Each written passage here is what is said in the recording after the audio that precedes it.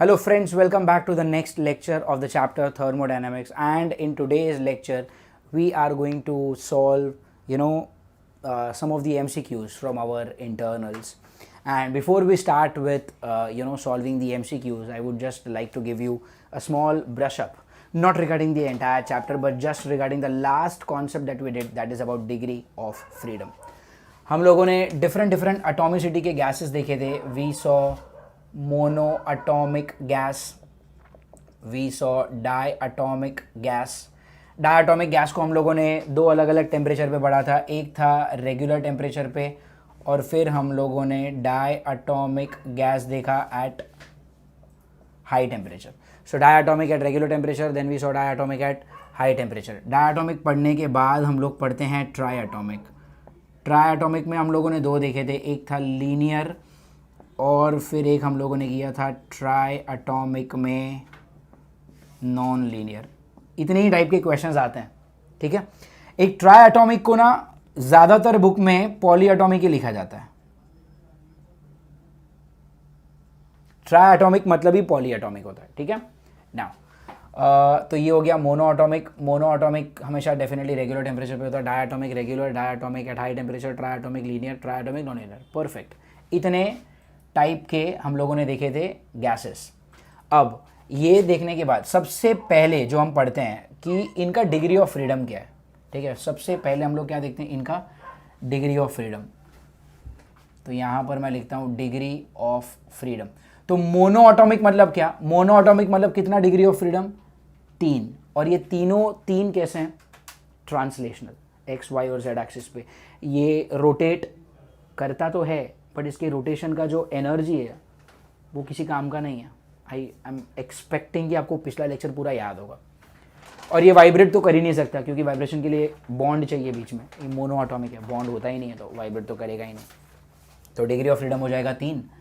Degree of freedom हो जाएगा 3. CV हो जाएगा 3 R/2, CP हो जाएगा 5 R/2 और गामा हो जाएगा कितना, 5/3. ये मैंने आपको पिछले लेक्चर में काम दिया था कि आपको ऐसे चार्ट्स बनाने हैं, बट आई डाउट तुम लोगों में से कितने लोगों ने किया होगा. ठीक है, नहीं भी किया है तो कोई बात नहीं.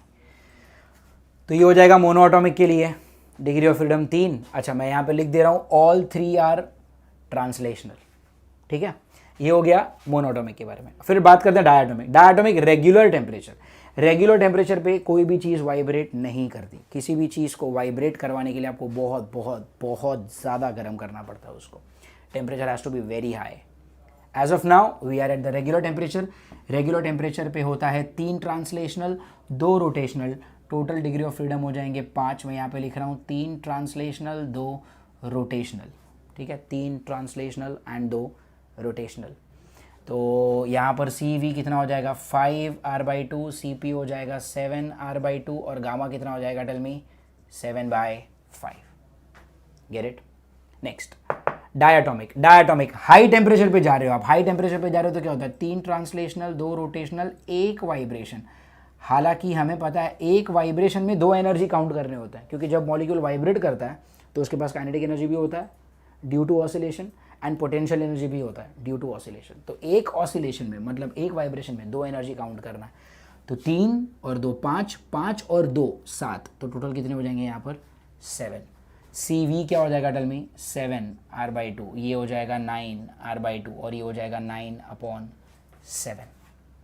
Then we come to triatomic. Triatomic linear. Triatomic linear उसमें क्या होता है, 3 ट्रांसलेशनल. डेफिनेटली यहाँ पे कुछ नहीं लिखा मतलब ये रेगुलर टेम्परेचर पे. रेगुलर टेम्परेचर मतलब यहाँ पर वाइब्रेशन कंसिडर नहीं करना है, राइट. यहाँ पर वाइब्रेशन कंसिडर नहीं करना है.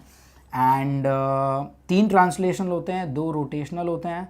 तो यहाँ पर कितने हो गए टोटल, 5 डिग्री ऑफ फ्रीडम. ये आता है 5 R/2, ये आता है 7 R/2 और ये वापस कितना आ जाएगा, 7/5. तो एक चीज़ देखना, diatomic at regular temperature and triatomic linear at regular temperature, ये दोनों आंसर सेम आते हैं. जब हम MCQs करेंगे तो एक ऐसा वक्त आएगा जब आपको ये ऑटोमेटिक सारी चीज़ें याद रह जाएंगी, ठीक है. That time will come sincerely अगर MCQ सॉल्व किया तो. ट्राइएटोमिक non linear. Triatomic non linear में क्या होगा, 3 ट्रांसलेशनल होते हैं और 3 रोटेशनल होते हैं. Because it is eight the regular temperature vibration consider नहीं करेंगे। तो ये 3 और ये 3 टोटल डिग्री ऑफ फ्रीडम हो गए 6, तो यहाँ पर कितना आएगा 6r/2 मतलब क्या 3r, ये कितना आएगा 4r और ये कितना होगा 4/3। So these are the values of degree of freedom CV and CP के, ये हैं अलग अलग वैल्यूज़। एक चीज़ अगर आप नोटिस कर रहे हो CV के जो वैल्यूज़ होते हैं ना, CV के जो वैल्यूज़ होते हैं, यहाँ पर देखो ये कितना था 3, तो ये कितना आ रहा है 3r/2, ये है 5 तो ये कितना है 5r/2, ये 7 तो ये 7r/2, ये 5 तो ये 5r/2, ये 6 तो ये 6r/2, मतलब हुआ कितना 3। Are you getting it? मतलब अगर आपका डिग्री ऑफ फ्रीडम है x, अगर आपका डिग्री ऑफ फ्रीडम क्या है x, तो आपका CV कितना होगा x/2। Are you getting it? तो इसको ना हम लोग जनरलाइज कर सकते हैं, तो आप ऐसा लिख सकते हो इसको that if degree of freedom is equal to x, then CV क्या हो जाएगा x/2। अच्छा CP क्या होगा, CP तो वही होता है CV plus R, CV plus R मतलब क्या x/2 plus R, R common ले लो, x/2 प्लस 1 कितना हो गया x+2/2। Getting it? तो ये हो जाएगा आपका CP। हालांकि ये याद रखने की ज़रूरत नहीं है, CV याद है तो फिर R ऐड कर लेना खुद ही से। गामा क्या हो जाएगा CP/CV, CP/CV, CP को मैं लिख सकता हूँ ना, इसको थोड़ा सा ढंग से लिखता हूँ R/2 अंदर x/2 और CV कितना है xr/2, तो ये r/2 कैंसिल होगा and gamma will be what, tell me x/2 plus x, इसका जो डिनोमिनेटर उसको स्प्लिट करता हूँ 1 + 2/x। हाँ ये याद रखने बेनिफिशियल है दैट अगर किसी भी गैस के लिए डिग्री ऑफ फ्रीडम कितने हो गए x, तो उसका गामा कितना हो जाएगा 1 + 2/x। So remember this thing for any gas, if degree of freedoms are x, तो उसका गामा का वैल्यू कितना हो गया 1 + 2/x। CV कितना हो जाएगा x/2। अरे गेटिंग इट? ये आपके होमवर्क क्वेश्चन में एक ऐसा क्वेश्चन आएगा होमवर्क लेवल 2 में कि अगर डिग्री ऑफ फ्रीडम है x तो गामा कितना हो जाएगा, तो आंसर याद रखना 1 + 2/x। याद रखना मतलब क्या, छोटा सा तो डेरिवेशन है तो समझ ही लो, ठीक है। तो this is all about what monoatomic, diatomic, triatomic and so on. एक और चीज़ आता है, मैं आपको बता ही देता हूँ यहाँ पर, पॉलीएटॉमिक। वैसे तो इन दोनों को भी पॉलीएटॉमिक ही माना जाता है, but then let us talk about proper polyatomic gases, like where there are genuinely multiple atoms involved. For example, you talk about CH4, methane की बात कर लेते हैं हम लोग, तो C and then H4 will be like this। तो अभी देखो यहाँ पर कितने एटम्स हो गए। तो पहले तो how many translational degree of freedom, definitely 3। दुनिया का हर एक मॉलिक्यूल ना तीनों जगह पे ट्रांसलेशनल डिग्री ऑफ फ्रीडम तो हर कोई मॉलिक्यूल कर सकता है, चाहे मोनोएटॉमिक हो, चाहे डायएटॉमिक हो, चाहे triatomic हो। every molecule existing ever in form of gas can have all 3 translational degree of freedom। अब polyatomic की बात करें तो ये जो CH4 होता है, अगर आपको याद है ये टेट्राहेड्रन टाइप का शेप होता है, तो आप एक्सिस कहीं से भी पास करो, x एक्सिस पे, y एक्सिस पे या z एक्सिस पे, ये रोटेट तो तीनों जगह पे कर सकता है। तो इसका रोटेशन भी कैसा होता है हर जगह पे, मतलब क्या 3 रोटेशन। और मान लेते हैं कि पहले अगर मैंने इसको ले लिया रेगुलर टेम्परेचर पे, तो अगर रेगुलर टेम्परेचर लिया तो वाइब्रेशन तो होगा नहीं। अरे रेगुलर टेम्परेचर पे वाइब्रेशन किधर होता है? तो ये कितना, ये 3, तो ये 3 और ये 3 कितना हो गया 6 हो गया। अगर ये 6 हो गया ना तो फिर ये और ये सेम हो गए, इधर 6 आएगा, इधर इसका भी 3R आएगा, इधर इसका भी 4R आएगा, इधर इसका भी क्या आएगा 4/3। So remember polyatomic at regular temperature and triatomic non-linear at regular temperature, they will give you the same values। तो यहाँ पे मेरे पास जगह नहीं है, तो आप क्या करोगे, आप हेडिंग लिखोगे पॉलीएटॉमिक रेगुलर टेम्परेचर, यहाँ पे लिखोगे 6, यहाँ पे लिखोगे 3R 4R और फिर आप यहाँ पे लिखोगे 4/3। हालांकि ज़्यादा इंपॉर्टेंट क्या है, polyatomic eight high temperature, polyatomic eight high temperature.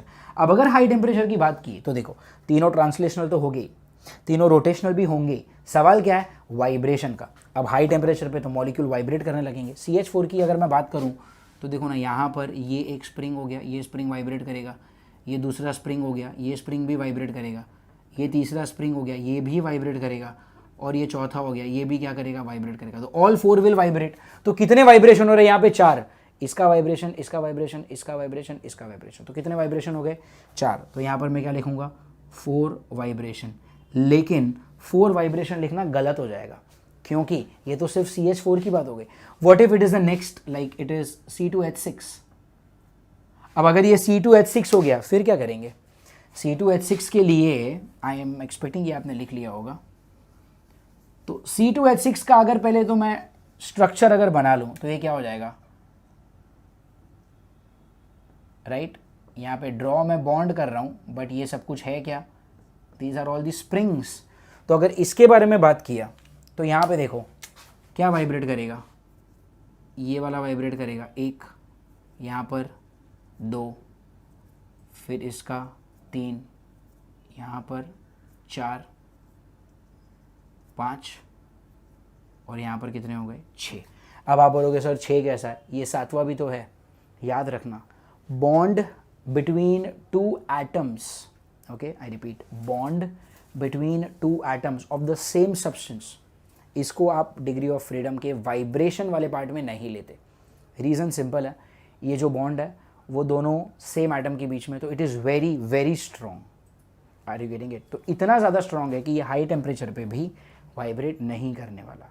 कौन से हाई टेम्परेचर पे? जिस हाई टेम्परेचर पे हम लोग थर्मोडायनामिक्स को पढ़ते हैं, उस हाई टेम्परेचर तक ये वाइब्रेट नहीं करता। तो आप यहाँ पर कितने लेंगे? 1 2 3 4 5 और 6। और इसको नहीं लेना है। क्यों नहीं लेना है? इसलिए नहीं लेना है क्योंकि वो जो एटम है, आई मीन वो जो बॉन्ड है, वो ऐसे दोनों एटम्स के बीच में है जो सेम सब्सटेंस के, ये भी कार्बन ये भी कार्बन, तो इसको वाइब्रेशन में नहीं लेना है। बाकी सब कुछ क्या है? कार्बन और हाइड्रोजन के बीच में ना, तो ये सारे वाइब्रेशन आएंगे। तो 1 2 3 4 5 और 6, तो यहाँ पे कितना लिखोगे? 6 वाइब्रेशन। बट पहले 4 था, ये 6 है। अभी इसके बाद क्या होगा? C3 वाला एलिमेंट भी आएगा, राइट? यहाँ पर C3 वाला एलिमेंट भी तो हो सकता है। Well in this case if it is this element, तो यहाँ पर वापस आपके जो वाइब्रेशन है वो बढ़ चुके हैं। यहाँ पर वाइब्रेशन भी 1 2 3 4 5 6 7 8, तो यहाँ पर मुझे वापस क्या लेना पड़ेगा? 8 लेना पड़ेगा। बट अगर ऐसे ही ये बदलता रहा तो डेफिनेटली मुझे इसको क्या करना पड़ेगा? जनरलाइज फॉर्म में लिखना पड़ेगा। तो एक काम कर देता हूँ, मैं इसको लिखता हूँ 3 translational, 3 rotational and F vibrational. This is FV, this is not viscous force, do not confuse this with viscous force unnecessarily. This is F vibration. Okay, let me write it this way. F vibration. Where what is F? F is here. F is number of bonds between 2 different atoms. Where F is what? Tell me. Number of bonds between 2 different atoms. Different atoms के बीच में जो भी number of bonds होंगे वो आपके आएंगे यहाँ पर F।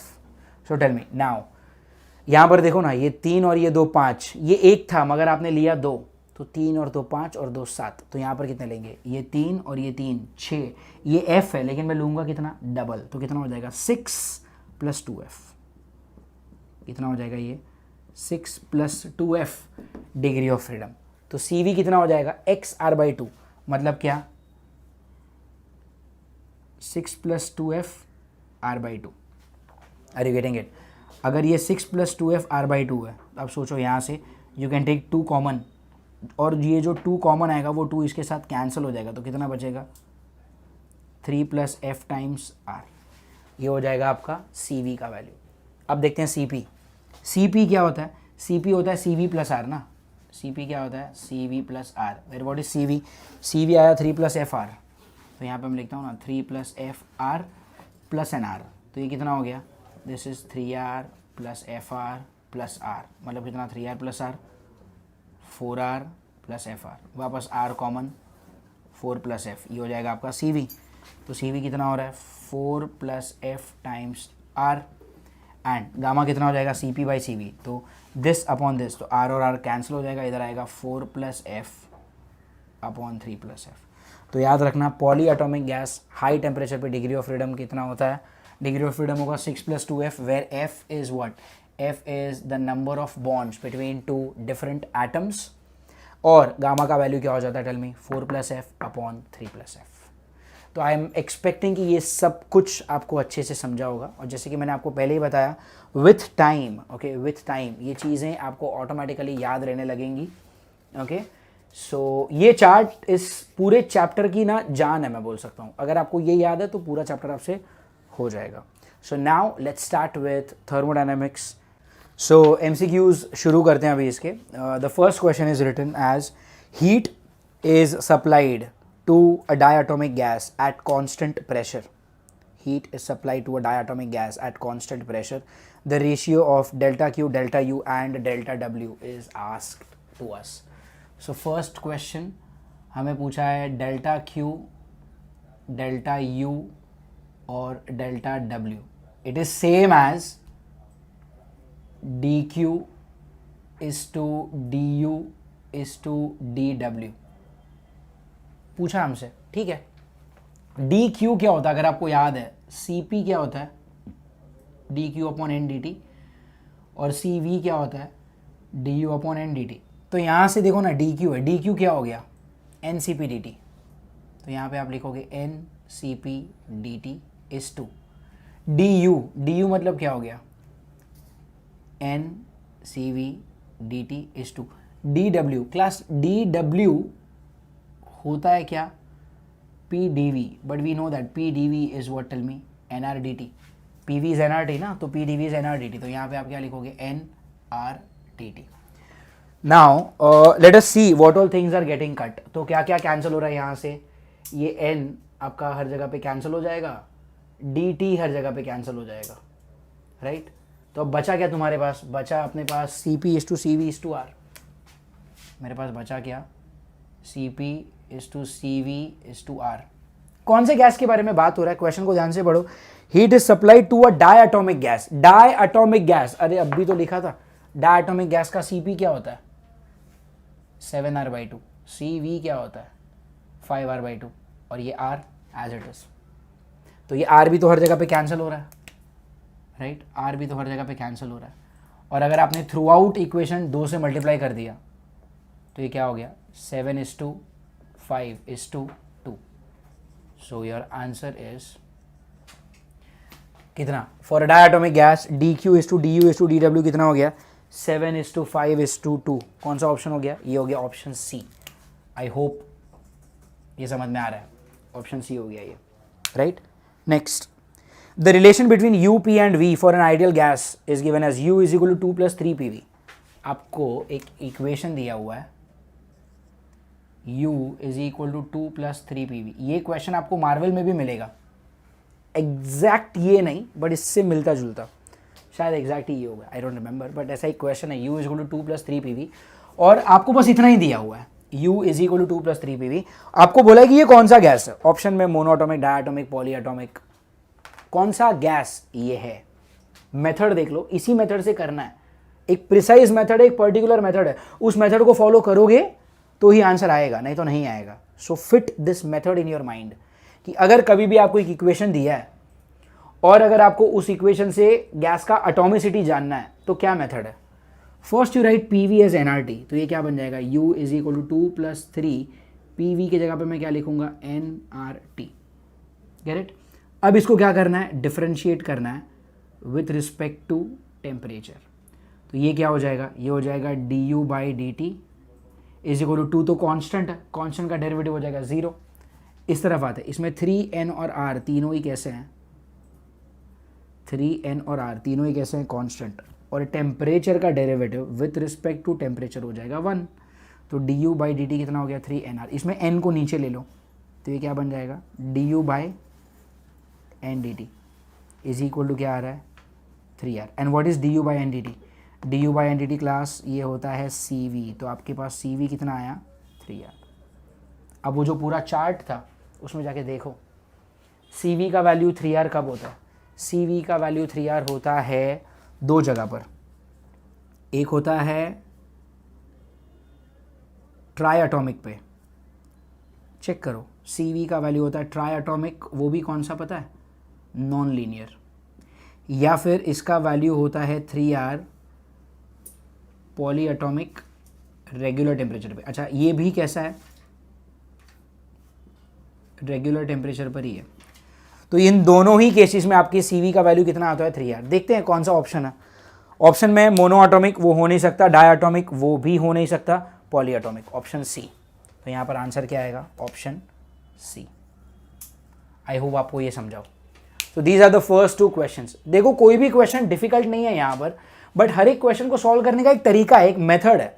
You have to fit that method in your mind, और उस तरह के क्वेश्चंस को उसी तरह से सॉल्व करना है। Then only you will understand, then only you will get the answer. Thermodynamics का ये एक ट्रिक है। जितने भी टाइप के क्वेश्चंस है ना, I guess total number of questions अगर आप देखते हो, we have taken 33 number of questions in our class work. सारे क्वेश्चंस को आप जब फील करोगे ना, एक पर्टिकुलर मेथड होता है, उसी तरह से वो क्वेश्चन सॉल्व होगा। अगर आपको वो तरीका याद है तो ही आप वो क्वेश्चन कर पाओगे। एग्जाम के टाइम पे खुद से सोच के कुछ नहीं कर पाओगे आप लोग। I am telling you this, you have to know the method. Like P V को एनआरटी लिखना है तो लिखना है, there is no other method. Are you getting it? तो इस तरह से आपको क्वेश्चन सॉल्व करना है। बार बार इन्हीं 33 क्वेश्चंस को आप पूरा गो थ्रू कर लेना, सो दैट वो मेथड आपके दिमाग में फिट हो जाए। And once you have the method in your mind, thermodynamics को सॉल्व करना बहुत ही ईजी हो जाएगा आपके लिए। ठीक है? So that was question number 2। Okay, तो we are done with first question and the second question. ठीक है, चलो आइए सॉल्व करते हैं थर्ड क्वेश्चन। ये भी काफी इजी है। हाँ, ये ऐसा क्वेश्चन है जो आप लोग खुद से भी कर लेते। पढ़ते हैं, चलो क्या लिखा है। If the amount of heat given to a system is 35 joules, amount of heat given to the system, मतलब ये क्या है? dq is equal to what? 35 joules, and the amount of work done by the system is minus 15 joules. Amount of work done by the system is minus 15 joules, and the amount of work done, अच्छा ये 2 बार type हो गया तो उसको आप ignore करना।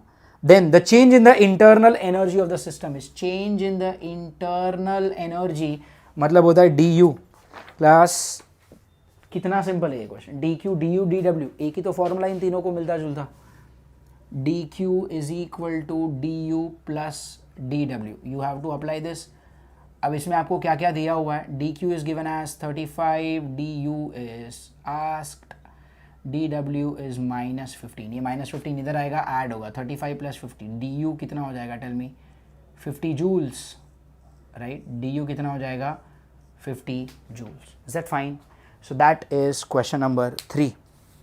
Now let's have a look at question number, पहले सारे easy वाले questions कर लेते हैं एक ही साथ, ठीक है? जैसे कि question number 9. Let's have a look at question number 9. Now what does it say? In which of the following processes heat is neither absorbed nor released by the system? Heat is neither absorbed nor released by the system, मतलब heat कैसा है? Constant. Heat constant मतलब कौन सा process? Adiabatic process. Adiabatic मतलब कौन सा? Option B. Get it?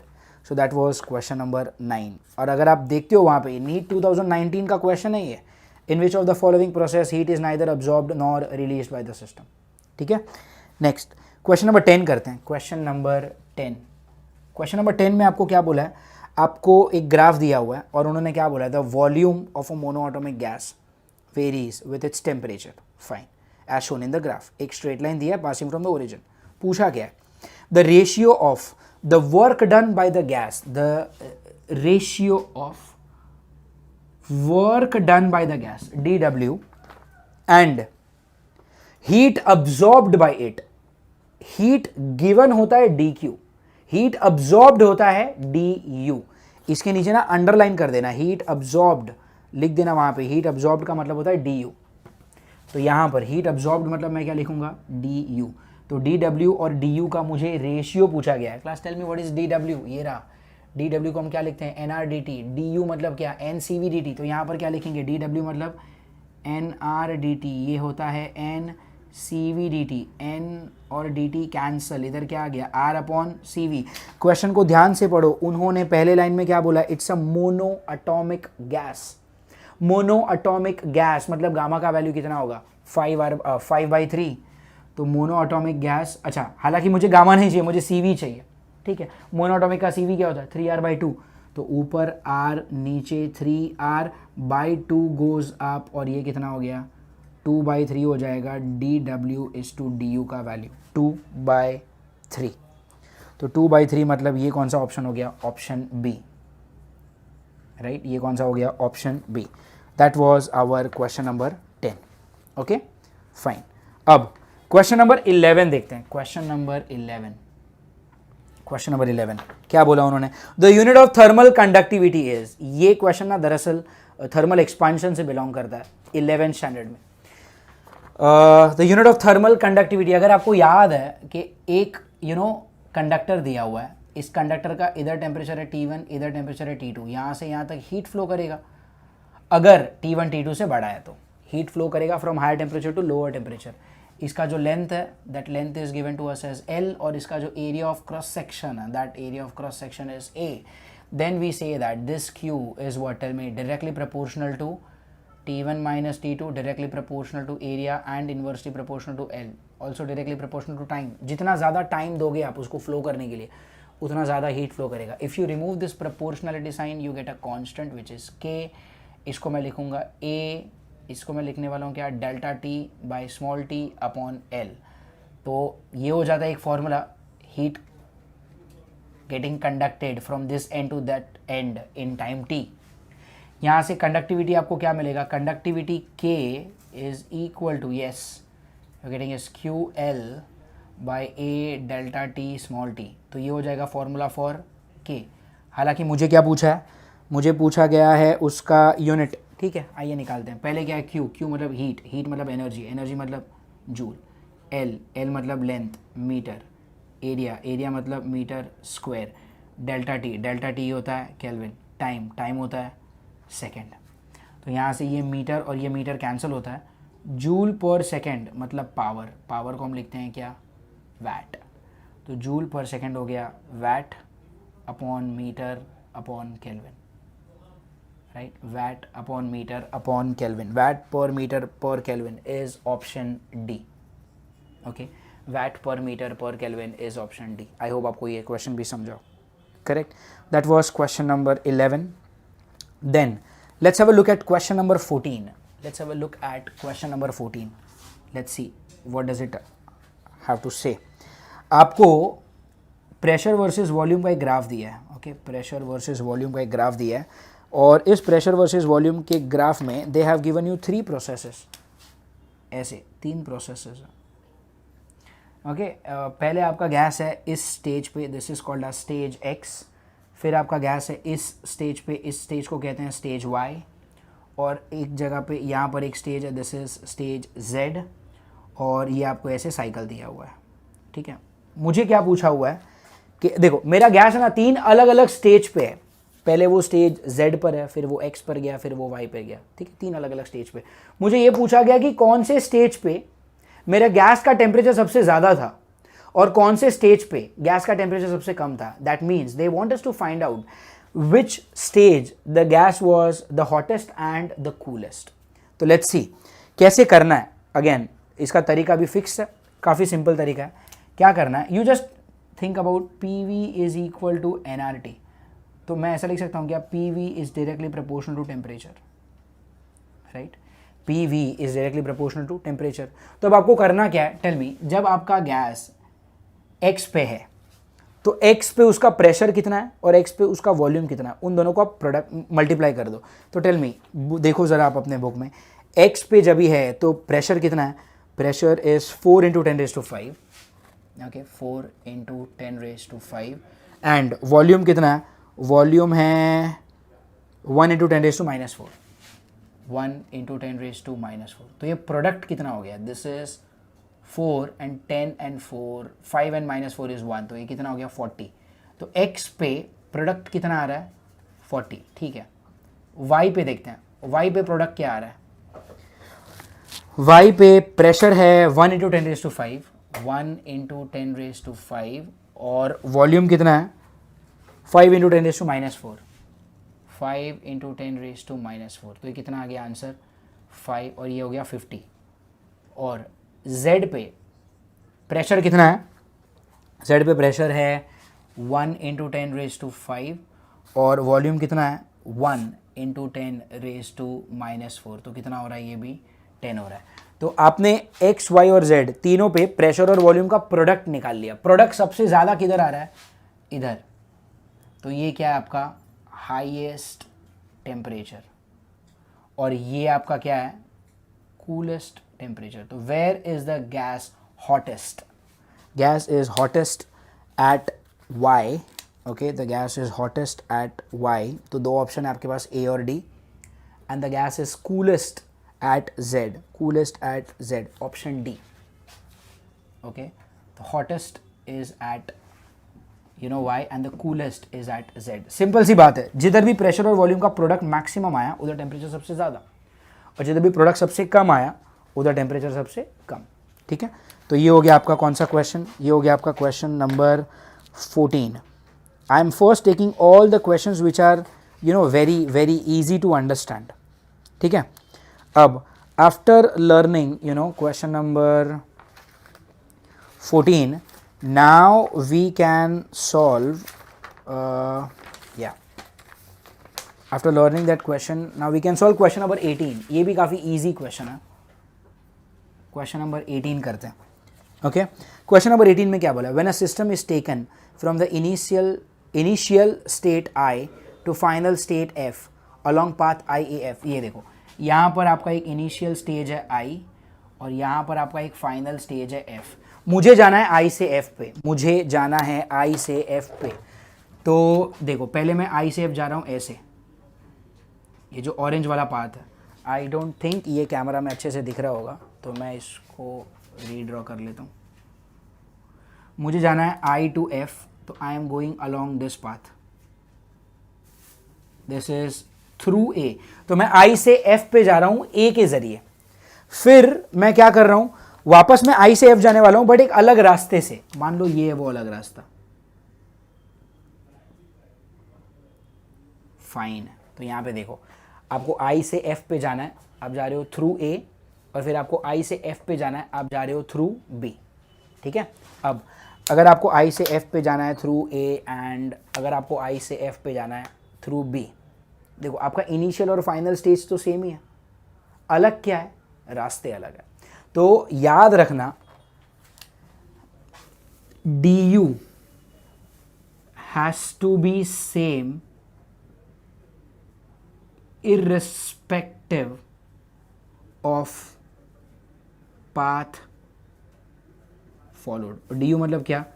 Change in internal energy.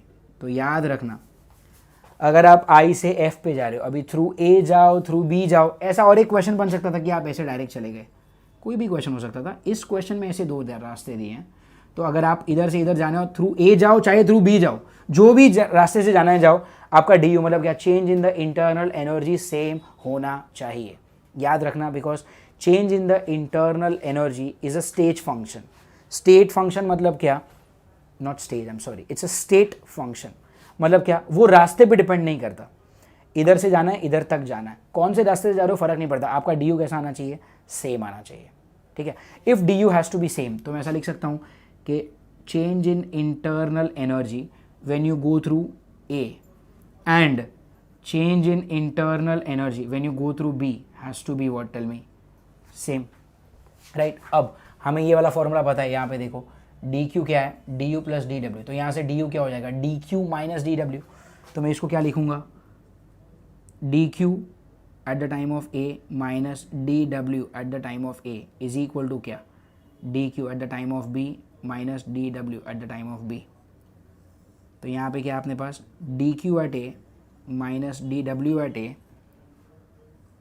Is equal to dq at b minus dw at b। Now it is so simple to solve. आपके पास चार चीज़ें हैं, 1 2 3 4, चार में से आपको एटलीस्ट 3 देंगे, एक पूछेंगे। देखते हैं यहाँ पर क्या क्या दिया हुआ है। They have given me what all values? Tell me. They have given me, I guess they have given me ये वाला वैल्यू एट a, ये जो वैल्यू है this is given to me as 50 minus dw at a, dw at a is given as 20 calories. फिर ये मुझे ये भी दिया हुआ है। अब dq एट b ये मुझे दिया हुआ है 36, तो minus work done during b। तो हो गया ना, ये कितना? दिस इज 50 माइनस 20, यहाँ पर आएगा 30, ये 30 उधर जाएगा, dw at b is 6. So work done in this path when you're going through b is equal to 6 calories. Simple. ये मैथमेटिकल पार्ट पे ज़्यादा जाओ मत, इधर तक ही इंपॉर्टेंट है, ठीक है. Out of the 4 things you know the 3, you will get the 4th one. याद रखना, इस क्वेश्चन में सीखने क्या मिला, इस क्वेश्चन में हमको ये सीखने मिला कि आपका जो पाथ फॉलोड होता है, कौन से रास्ते से जा रहे हो वो मैटर नहीं करता. क्या मैटर करता है कि आपने इनिशियल और final stage as long as they are same, your change in the internal energy will also be what same. ऐसा भी एक क्वेश्चन आ सकता है, they may give you a question like this कि आप इधर से इधर जा रहे हो, एक बार ऐसे गए, एक बार ऐसे सीधे गए, एक बार ऐसे गए, ऐसे भी क्वेश्चन हो सकते हैं. तो ठीक है ना, फ़र्क नहीं पड़ता. देखो आप ए से जा रहे हो, बी तक जा रहे हो. अब चाहे आप फर्स्ट पाथ को फॉलो करो, सेकंड वाले को फॉलो करो या थर्ड वाले को फॉलो करो, फ़र्क नहीं पड़ता. आपका डी यू कैसा होगा, सेम होगा. याद रखने लेना वो statement, D U is equal to what, tell me, D U has to be same irrespective of the path followed. It is not dependent on the path followed. So that was question number 18. तो ये जितने भी हम लोगों ने question देखे ना, वो सारे क्वेश्चन जो थे वो फंडामेंटल्स पे थे. थर्मोडायनेमिक्स के जो भी फंडामेंटल्स थे उन पे ये सारे क्वेश्चंस थे. I am sorry. Now let us start with some difficult question. तो पहले जब डिफिकल्ट क्वेश्चंस की बात आती है, let us try to solve questions which are purely based on adiabatic process. तो by the time I rub my board, what I want is, आप अपने बुक में वो पेज निकालो जहाँ पर आपने adiabatic process के बारे में सारी छोटी छोटी डिटेल्स लिखी हुई हैं. तो when I'm rubbing the board we can also revise adiabatic process. तो पहले ये बताओ adiabatic process होता क्या है. adiabatic process मतलब एक ऐसा प्रोसेस जिसमें आपका total heat energy of the system जो होता है वो कांस्टेंट होता है. मतलब ना ही आप हीट अंदर से बाहर निकाल सकते हो, ना ही आप हीट बाहर से अंदर डाल सकते हो. This type of system is completely isolated system. ना heat, I am not isolated system actually, this type of system is completely insulated system. Insulated system, ना ही हीट अंदर बाहर कर सकता है. That is what you call, what tell me, insulated system. अच्छा, इस टाइप के इक्वेशन में अगर आप D Q is equal to D U plus D W use करेंगे तो उसमें डी क्यू कैसा होता है, 0. तो डी यू कैसा हो जाएगा, minus of D W. D W से याद आया एडियाबैटिक का वर्क डन का फॉर्मूला. एडियाबैटिक का वर्क डन का फॉर्मूला क्या होता है, N R upon 1 minus gamma T2 minus T1, या फिर P2 V2 minus P1 V1 upon 1 minus gamma. ये हो जाएगा formula for what, adiabatic process के वर्क डन का फॉर्मूला. एडियाबैटिक प्रोसेस में स्पेसिफिक हीट की वैल्यू क्या हो जाती है, 0, क्योंकि स्पेसिफिक हीट क्या होता है, D Q upon N D T. आपका डी क्यू ही 0 है तो स्पेसिफिक हीट क्या हो जाएगा, 0 हो जाएगा. एडियाबैटिक इक्वेशन हम लोगों ने पढ़ा है. एडियाबैटिक इक्वेशन होता है PV raise to gamma is constant, और उसी से हमने 2 और फॉर्मूले भी बनाए थे, और हमने तीनों फॉर्मूला को डिफरेंशिएट करके उनके स्लोप के वैल्यू भी बनाए थे. तो I am expecting before we start questions on adiabatic process, I want कि आपको ये सारे जो छोटी छोटी डिटेल्स अबाउट एडियाबैटिक प्रोसेस वो आपको याद हो. ठीक है. So now let us start with questions based on adiabatic process, and to start with adiabatic process we will first solve question number 17. ठीक है, we will first solve question number 17. आइए देखते हैं question number 17 क्या है. A monoatomic ideal gas initially at temperature T1 is enclosed in a cylinder fitted with a frictionless piston. The gas is allowed to expand adiabatically. I want you all to underline the word expand adiabatically. लिखा हुआ है यार, ये adiabatic process है, इससे ज़्यादा hint और क्या ही देगा कोई. I repeat, it's a monoatomic ideal gas. Initially उसका टेम्परेचर कितना है, T1, enclosed in a cylinder fitted with a frictionless piston. एक पिस्टन है, फ्रिक्शनलेस है, ऊपर नीचे मूव हो सकता है. इनिशियल टेम्परेचर कितना है, T1. अब आपने उस गैस को एक्सपांड होने दिया, और एक्सपांशन किस तरह हुआ है, वहाँ पर लिखा हुआ है expands adiabatically to a new temperature T2 by releasing the piston suddenly. By releasing the piston suddenly. Suddenly लिखा गया है. This is one more hint. I want you all to underline the word suddenly also. मैंने आपको पहले ही बताया जितने भी fast processes होते हैं वो सारी एडियाबैटिक प्रोसेसेस होते हैं. यहाँ पर सडनली लिखा गया है मतलब ये फास्ट प्रोसेस है, तो ये ऑटोमेटिकली क्या हो गया, एडियाबैटिक प्रोसेस हो गया. हालांकि क्वेश्चन में मुझे दिया गया था इट इज एक्सपांडिंग एडियाबैटिकली. मान लो अगर वो सिर्फ एक्सपांड लिखा होता, अगर सेकेंड लाइन में ऐसा होता, the gas is allowed to expand to a temperature T2 by releasing the piston suddenly. तो देखो एक्सपांड के पीछे अगर एडियाबैटिक वर्ड नहीं भी लिखा होता फिर भी मैं समझ जाता, क्योंकि वहाँ पे सडनली लिखा है। तो दोनों में से कोई एक हिंट तो देंगे ना, या तो एडियाबैटिक डायरेक्टली बोलेंगे, या तो सडनली बोलेंगे, या तो स्लोली बोलेंगे। अब सडनली बोला है तो डेफिनेटली ये कौन सा प्रोसेस हो गया, एडियाबैटिक। अगर स्लो बोले होते तो मैं क्या लेता, इसको आइसोथर्मल प्रोसेस लेता। ठीक है, so now they are telling me that ये गैस कैसा एक्सपांड हुआ, सडनली एक्सपांड हुआ है। और एक्सपांड हुआ मतलब क्या, वॉल्यूम चेंज हुआ, और टेम्परेचर T1 से T2 हुआ। मतलब ये कौन सा इक्वेशन मुझे यहाँ पर यूज़ करना पड़ेगा, मुझे यहाँ पर यूज़ करना पड़ेगा एक ऐसा इक्वेशन जिसमें टेम्परेचर और वॉल्यूम हो। अब देखो एडियाबैटिक का स्टैंडर्ड इक्वेशन जो हम डिराइव किए थे वो क्या था, PV raise to gamma is constant. फिर एक यहाँ से क्या मिला था, if we just replace P with nRT/V, तो यहाँ से एक इक्वेशन मिलता है T V raise to gamma -1 is constant. और यहाँ से अगर आपने V को रिप्लेस किया तो V को आप रिप्लेस करोगे nRT/P से, तो वो बन जाएगा P raise to 1 minus gamma T raise to gamma is constant. तो these are the 3 equations for adiabatic process. And आइए हम इसके स्लोप भी लिख लेते हैं। फर्स्ट प्रोसेस जो है इसमें जो स्लोप था dP/dV, ये क्या था, minus of gamma times P/V। इसका जो स्लोप था वो था dV/dt, this was 1/1 minus gamma times V/T। इसका जो स्लोप था that was dP/dt which was gamma upon gamma -1 P/T। ठीक है, ये आपके 3 इंपॉर्टेंट इक्वेशंस, और तीनों को डिफरेंशिएट करके जो हमने स्लोप की वैल्यू निकाली थी वो। अब देखो अगर आपको डेरिवेटिव नहीं आता, ठीक है, अगर आपका मैथ्स कमज़ोर है तो भी एक बार यहाँ के लिए तो चल जाएगा एटलीस्ट, कि हम क्या कर लेंगे, डायरेक्ट वैल्यू लिख देंगे। आई मीन याद रख लेंगे, dP/dV की वैल्यू याद रख लेंगे, dV/dt की वैल्यू याद रख लेंगे, और dP/dt की भी वैल्यू क्या कर लेंगे, याद रख लेंगे। ना क्वेश्चन नंबर 17 में जैसा कि हमको बोला गया कि ये एक्सपांड हो रहा है, एडियाबैटिकली एक्सपांड हो रहा है, वॉल्यूम चेंज हो रहा है और टेम्परेचर चेंज हो रहा है T1 से T2 तक। हमें पूछा व्हाट इज T1/T2। डेफिनेटली अगर ये एडियाबैटिक एक्सपांशन है तो क्वेश्चन नंबर 17 में we are going to use either of these 3 equations. अब डेफिनेटली मैं ये वाला इक्वेशन यूज़ करूँगा, TV raise to gamma -1 is constant, क्योंकि टेम्परेचर और वॉल्यूम का क्वेश्चन है। अब अगर आप ध्यान से पढ़ते हो कौन सा गैस लिया है, उन्होंने बोला है कि it's a mono atomic gas. अब थोड़ा सा सोचो, मोनो एटॉमिक गैस मतलब गामा कितना हो जाएगा, 5/3।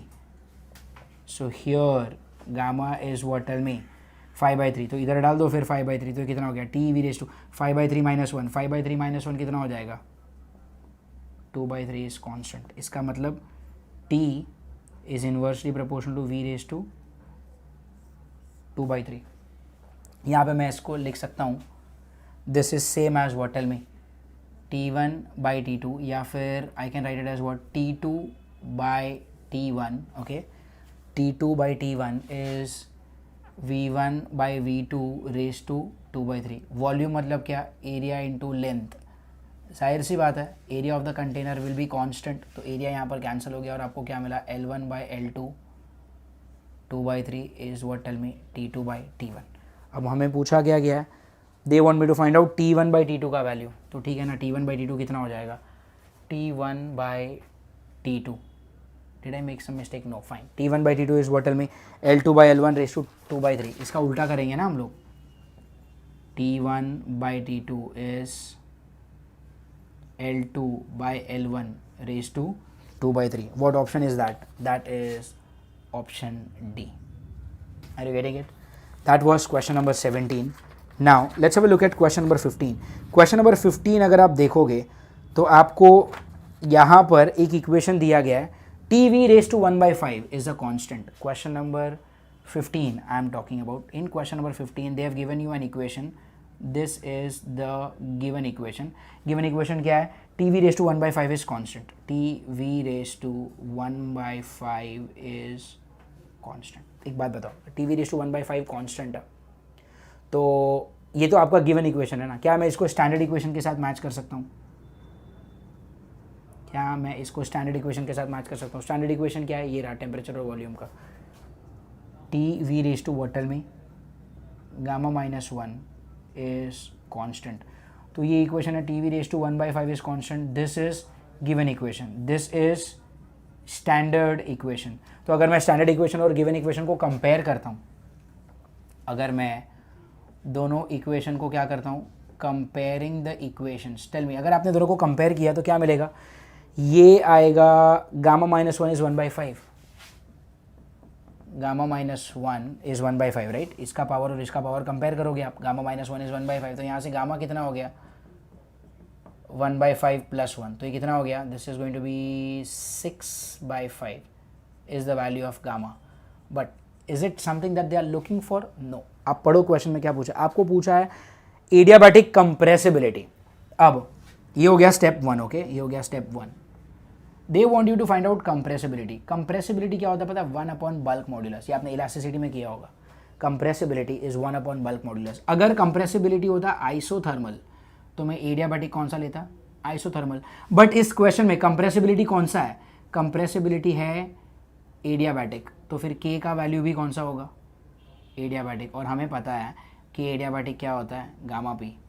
अरे तो हमने डिराइव किया ना कि adiabatic is gamma P. If के एडियाबैटिक इज गामा पी, तो यहाँ पे गामा का वैल्यू कितना है 6/5, तो 6/5, 5 विल गो अप, और ये कितना हो जाएगा 5/6p। Are you getting it? तो ये हो गया आपका कंप्रेसिबिलिटी एडियाबैटिक।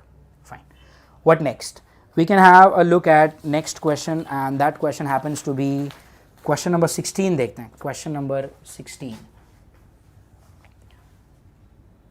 क्वेश्चन नंबर 16 में उन्होंने हमें ग्राफ दिया हुआ है, it's a P versus T graph, okay, it's a P versus T graph, और एक पॉइंट है यहाँ पर, पॉइंट ए, और वहाँ पे 3 ग्राफ है आपके पास, आपके पास 3 ग्राफ है, ग्राफ नंबर 1, 2 एंड 3, ठीक है, ग्राफ नंबर 1, 2 एंड 3। क्वेश्चन को पढ़ते हैं क्या लिखा उन्होंने। They are telling us that the curves shown represent adiabatic curves, underline the word adiabatic. Adiabatic लिखा मतलब क्या, यहीं से जो भी कुछ है यहीं से यूज करना। Curves for monoatomic comma diatomic, gamma is 4/3, okay, एक छोटा सा करेक्शन है वहां पर, आप करेक्शन कर लो। The curves shown represent adiabatic curves for monoatomic comma diatomic comma polyatomic, और वो जो गामा लिखा है ना 4/3, वो पॉलीएटॉमिक के लिए है, ठीक है। देखो ना, डायटॉमिक का गामा 4/3 होता ही नहीं है, 7/5 होता है, तो ये जो 4/3 वो पॉलीएटॉमिक के लिए। The slopes for 1, 2, 3, okay fine. तो देखो पहले तो मुझे बोला है कि एडियाबैटिक कर्व है, एडियाबैटिक कर्व है मतलब मैं इधर ही से कुछ ना कुछ यूज करूंगा, और क्वेश्चन में लिखा गया है कि आपको क्या चाहिए, they want you to find out slope. Slope क्या होता है, ये रहे ना जो ब्लू फॉन्ट में मैंने लिखा हुआ है। Now tell me one thing, what graph is that, check करो, it's a P versus T graph. जाहिर सी बात है पी वर्सेस टी ग्राफ है, तो मैं यही यूज करूंगा पी वर्सेस टी। और मुझे इक्वेशन में इंटरेस्ट नहीं है, मुझे स्लोप में इंटरेस्ट है। अरे मेरे को स्लोप पूछा है ना, तो स्लोप में इंटरेस्ट है, dp/dt। तो dp/dt का फॉर्मूला क्या हो गया, dp/dt वैल्यू है gamma upon gamma minus 1 p/t, ये हो जाएगा मेरा वैल्यू, ठीक है। अब आप क्या करोगे, इस इक्वेशन को सॉल्व करो, पहले मोनो के लिए, फिर डाई के लिए, फिर पॉलीएटॉमिक के लिए। तो पहले मैं लिखता हूँ मोनोएटॉमिक। मोनोएटॉमिक मतलब गामा कितना, मोनोएटॉमिक मतलब गामा 5/3, तो dp/dt क्या हो जाएगा, dp/dt हो जाएगा 5/3 upon 5/3 minus 1 p/t। What is 5/3 upon 5/3 minus 1, 5/3 upon 5/3 minus 1 हो जाएगा 5/2, तो ये हो जाएगा 2.5 p/t। ये थोड़ा सा सॉल्व कर लो अलजेब्रा खुद से। ये हो गया मोनोएटॉमिक। मोनोएटॉमिक के बाद क्या होगा, डायटॉमिक। डायटॉमिक का गामा क्या होता है 7/5, तो यहाँ पे dp/dt will be what, tell me, 7/5 upon 7/5 minus 1, 7/5 upon 7/5 minus 1 is 7/5 upon 2/5, it's 7/2, या तो 7/5 अपॉन 7/5 माइनस 1 मतलब ये हो जाएगा 3.5 p/t, ये हो जाएगा डायटॉमिक गैस के लिए। और फिर तीसरा है पॉलीएटॉमिक। पॉलीएटॉमिक के लिए गामा कितना होता है 4/3। This value of 4/3 is something that they have given us. तो यहाँ पर अगर आपने वैल्यू सब्स्टिट्यूट किया तो dp/dt कितना हो जाएगा 4/3 upon 4/3 minus 1, 4/3 upon 4/3 minus 1 which is, अच्छा, टाइम्स p/t, हाँ, these many times p by t, तो यहाँ पर भी होगा these many times p by t. So this is going to be what? 4 by 3 minus 1 is going to be 1 by 3. 4 by 3 upon 1 by 3 is what? Tell me. 4 times p by t. तो देखो आपके पास तीनों slopes आ गए. तो इसका first वाले का slope आ रहा है 2.5 p by t, this is going to be 3.5 p by t and this is going to be what 4 p by t. Definitely सबसे बड़ा स्लोप कौन है? 4, 3.5 और 2.5 में सबसे बड़ा स्लोप कौन होगा? 4 p by t. तो according to my mathematical numbers ये सबसे बड़ा स्लोप है और ये सबसे स्मूथ है और 3.5 इन दोनों के बीच में. अब इसी को मैच करते हैं यहाँ पर. If you look at 1, 2 and 3, तो 1, 2 एंड 3 में the steepest graph is first graph. तो if that is your steepest graph, graph number 1, तो ये 4 p by t उसी को रिलेट करता है. तो 4 p by t is denoting the first graph, 3.5 is denoting the second graph and 2.5 is denoting the third graph. तो ये denote कर रहा है पहले ग्राफ को, ये डिनोट कर रहा है दूसरे को और ये डिनोट कर रहा है तीसरे को. मुझे किस ऑर्डर में उन्होंने पूछा है? Slope of the curves 1, 2, 3 are. तो पहले वाले के लिए आंसर क्या होगा? 4 p by t, दूसरे वाले के लिए आंसर होगा 3.5 p by t और तीसरे वाले के लिए होगा 2.5 p by t. तीसरा ऑप्शन जो है वो प्रिंट नहीं हुआ है, ठीक है, तो वो आप लोग खुद से लिख देना. Option D is matching, check करो. 4 p by t and then 3.5 p by t और तीसरा वाला क्या है? नहीं प्रिंट हुआ है, तो डेफिनेटली यही होगा 2.5 p by t. तो that is it's a very important question. Okay, it's a very nice question. तो यहाँ पर हम दोनों ने इक्वेशंस यूज़ किए दोनों जगह पर. यहाँ पर कंप्रेसिबिलिटी पूछा था which was 1 upon bulk modulus और यहाँ पर हमें स्लोप यूज़ करना था. तो these are the 3 good questions. तीनों ही क्वेश्चंस अलग हैं and all 3 questions they belong to what? Tell me. Adiabatic process only. तो ये हो गए हमारे 3 questions on the basis of what? Tell me adiabatic equations and उनके स्लोप्स. सो नाउ आगे क्वेश्चन सॉल्व करते हैं. बट आगे क्वेश्चन सॉल्व करने से पहले अभी फॉर एग्जांपल मान लो आपके पास एक कंटेनर है, इसमें मान लो आपके पास है सिर्फ हीलियम गैस. अब अगर आपके पास सिर्फ हीलियम गैस है तो helium happens to be mono atomic. अगर मैं आपसे पूछता हूँ CV क्या है तो आप बोलोगे 3r/2. अगर मैं आपसे पूछता हूँ CP क्या है तो आप बोलोगे 5r/2. अगर मैं आपसे पूछता हूँ कि गामा क्या है तो आप बोलोगे 5/3. अगर मैं आपसे पूछता हूँ कि यहाँ पर हीलियम नहीं है, यहाँ पर है नाइट्रोजन, मैंने अगर आपसे CV पूछा तो 5r/2, CP पूछा तो 7r/2 और अगर गामा पूछा तो 7/5. बट व्हाट इफ इस कंटेनर के अंदर हीलियम एंड नाइट्रोजन दोनों प्रेजेंट है? मतलब क्या? It's a mixture of monoatomic and diatomic. तब आप CV क्या बोलोगे? तब आप CP क्या बोलोगे? How do you find out that thing? आइए उसके लिए एक फॉर्मूला डिराइव करते हैं. Can I write down du is equal to du1 plus du2. अब ये क्या है? जैसे मान लो अगर एक कंटेनर है जिसके अंदर हीलियम गैस रखा है मैंने और नाइट्रोजन भी रखा है, मतलब मोनोएटॉमिक गैस भी है, डायटॉमिक गैस भी है, और अगर फिर मैंने अगर इसको गर्म किया एक बर्नर रख के, तो थोड़ा सा एनर्जी इसका चेंज होगा, थोड़ा सा एनर्जी इसका चेंज होगा. अब एनर्जी तो स्केलर क्वांटिटी है, तो overall energy change is what? Energy change for this plus energy change for this. तो du1 प्लस du2. du1 मतलब क्या? n1 cv1 dt और du2 क्या हो जाएगा? n2 cv2 dt. Right, du क्या होता है? du का फॉर्मूला इज ncv dt है ना. तो du1 कितना हो जाएगा? n1 cv1 dt और du2 क्या हो जाएगा? n2 cv2 dt. Correct. So now अच्छा ये du की जगह पर मैं ऐसा लिखूं n1 या फिर चलो n mixture cv mixture into dt. Tell me. du1 मतलब क्या? हीलियम के अंदर हुआ change in the internal energy, और n2 मतलब क्या? नाइट्रोजन के अंदर जो चेंज इन इंटरनल एनर्जी हुआ वो. और ये du क्या है? ओवरऑल मतलब क्या? पूरे मिक्सचर का जो रिजल्ट है वो. तो n mixture cv mixture dt is equal to n1 cv1 plus dt plus n2 cv2 dt. तो यहाँ पे dt गेट्स कट, ये जो dt है वो कट हो जाएगा. एंड अगर dt कट हुआ तो आप क्या बोलोगे? n mixture cv mixture is equal to n1 cv1 n2 cv2. तो यहाँ से cv मिक्सचर का रिजल्ट क्या आएगा? cv mixture is what? Tell me. n1 cv1 plus n2 cv2 upon n mixture. Mixture के नंबर ऑफ मोल्स क्या है? n1 plus n2. Right, number of moles भी तो रिलेटिव है. अगर इसके 5 मोल है, अगर इसके 3 मोल है तो ओवरऑल कितने हो गए, 8 मोल हो गए ना। तो N mixture is what, N1 plus N2। तो what is CV mixture, CV mixture is N1 CV1 plus N2 CV2 upon N1 plus N2। ये हो जाएगा आपका CV मिक्सचर। अब अगर मुझे CP मिक्सचर चाहिए, CP मिक्सचर, तो CP मिक्सचर क्या होगा, tell me, CV mixture plus R। So if you do this plus R तो क्या मिलेगा, चलो यहाँ पे देखते हैं, N1 CV1 plus N2 CV2 upon N1 plus N2 plus R, which is N1 CV1 plus N2 CV2 plus N1R plus N2R upon N1 plus N2।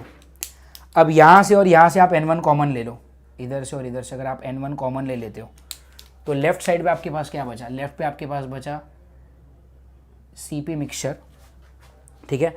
इधर से और इधर से N1 कॉमन, अगर आपने N1 कॉमन ले लिया तो अंदर क्या बचा, अंदर बचेगा CV1 plus R, CV1 plus R। And अगर आपने यहाँ से और यहाँ से N2 कॉमन लिया, अगर आपने N2 कॉमन लिया तब अंदर क्या बचेगा, तब अंदर बचेगा CV2 plus R, CV2 plus R। Denominator में क्या है, N1 plus N2, right. What is CV1 plus R, CP1, तो ये क्या हो गया, N1 CP1 plus N2 CP2 upon N1 plus N2। तो ये हो जाएगा आपका CP mixture. I hope you getting it. तो आपके पास लेफ्ट में क्या है, टेल मी, यहाँ पर हमारे पास है CV मिक्सचर, यहाँ पर क्या है, CP mixture, okay, CV mixture, CP mixture, and then we need to find out what something called as gamma mixture. What is gamma mixture? Gamma का मतलब क्या होता है, CP बाई CV ना, तो गामा मिक्सचर मतलब क्या, CP mixture upon CV mixture.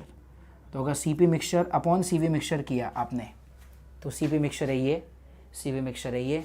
So this upon this N1 plus N2 cut हो जाएगा, ऊपर क्या बचेगा, N1 CP1 plus N2 CP2 upon N1 CV1 plus N2 CV2।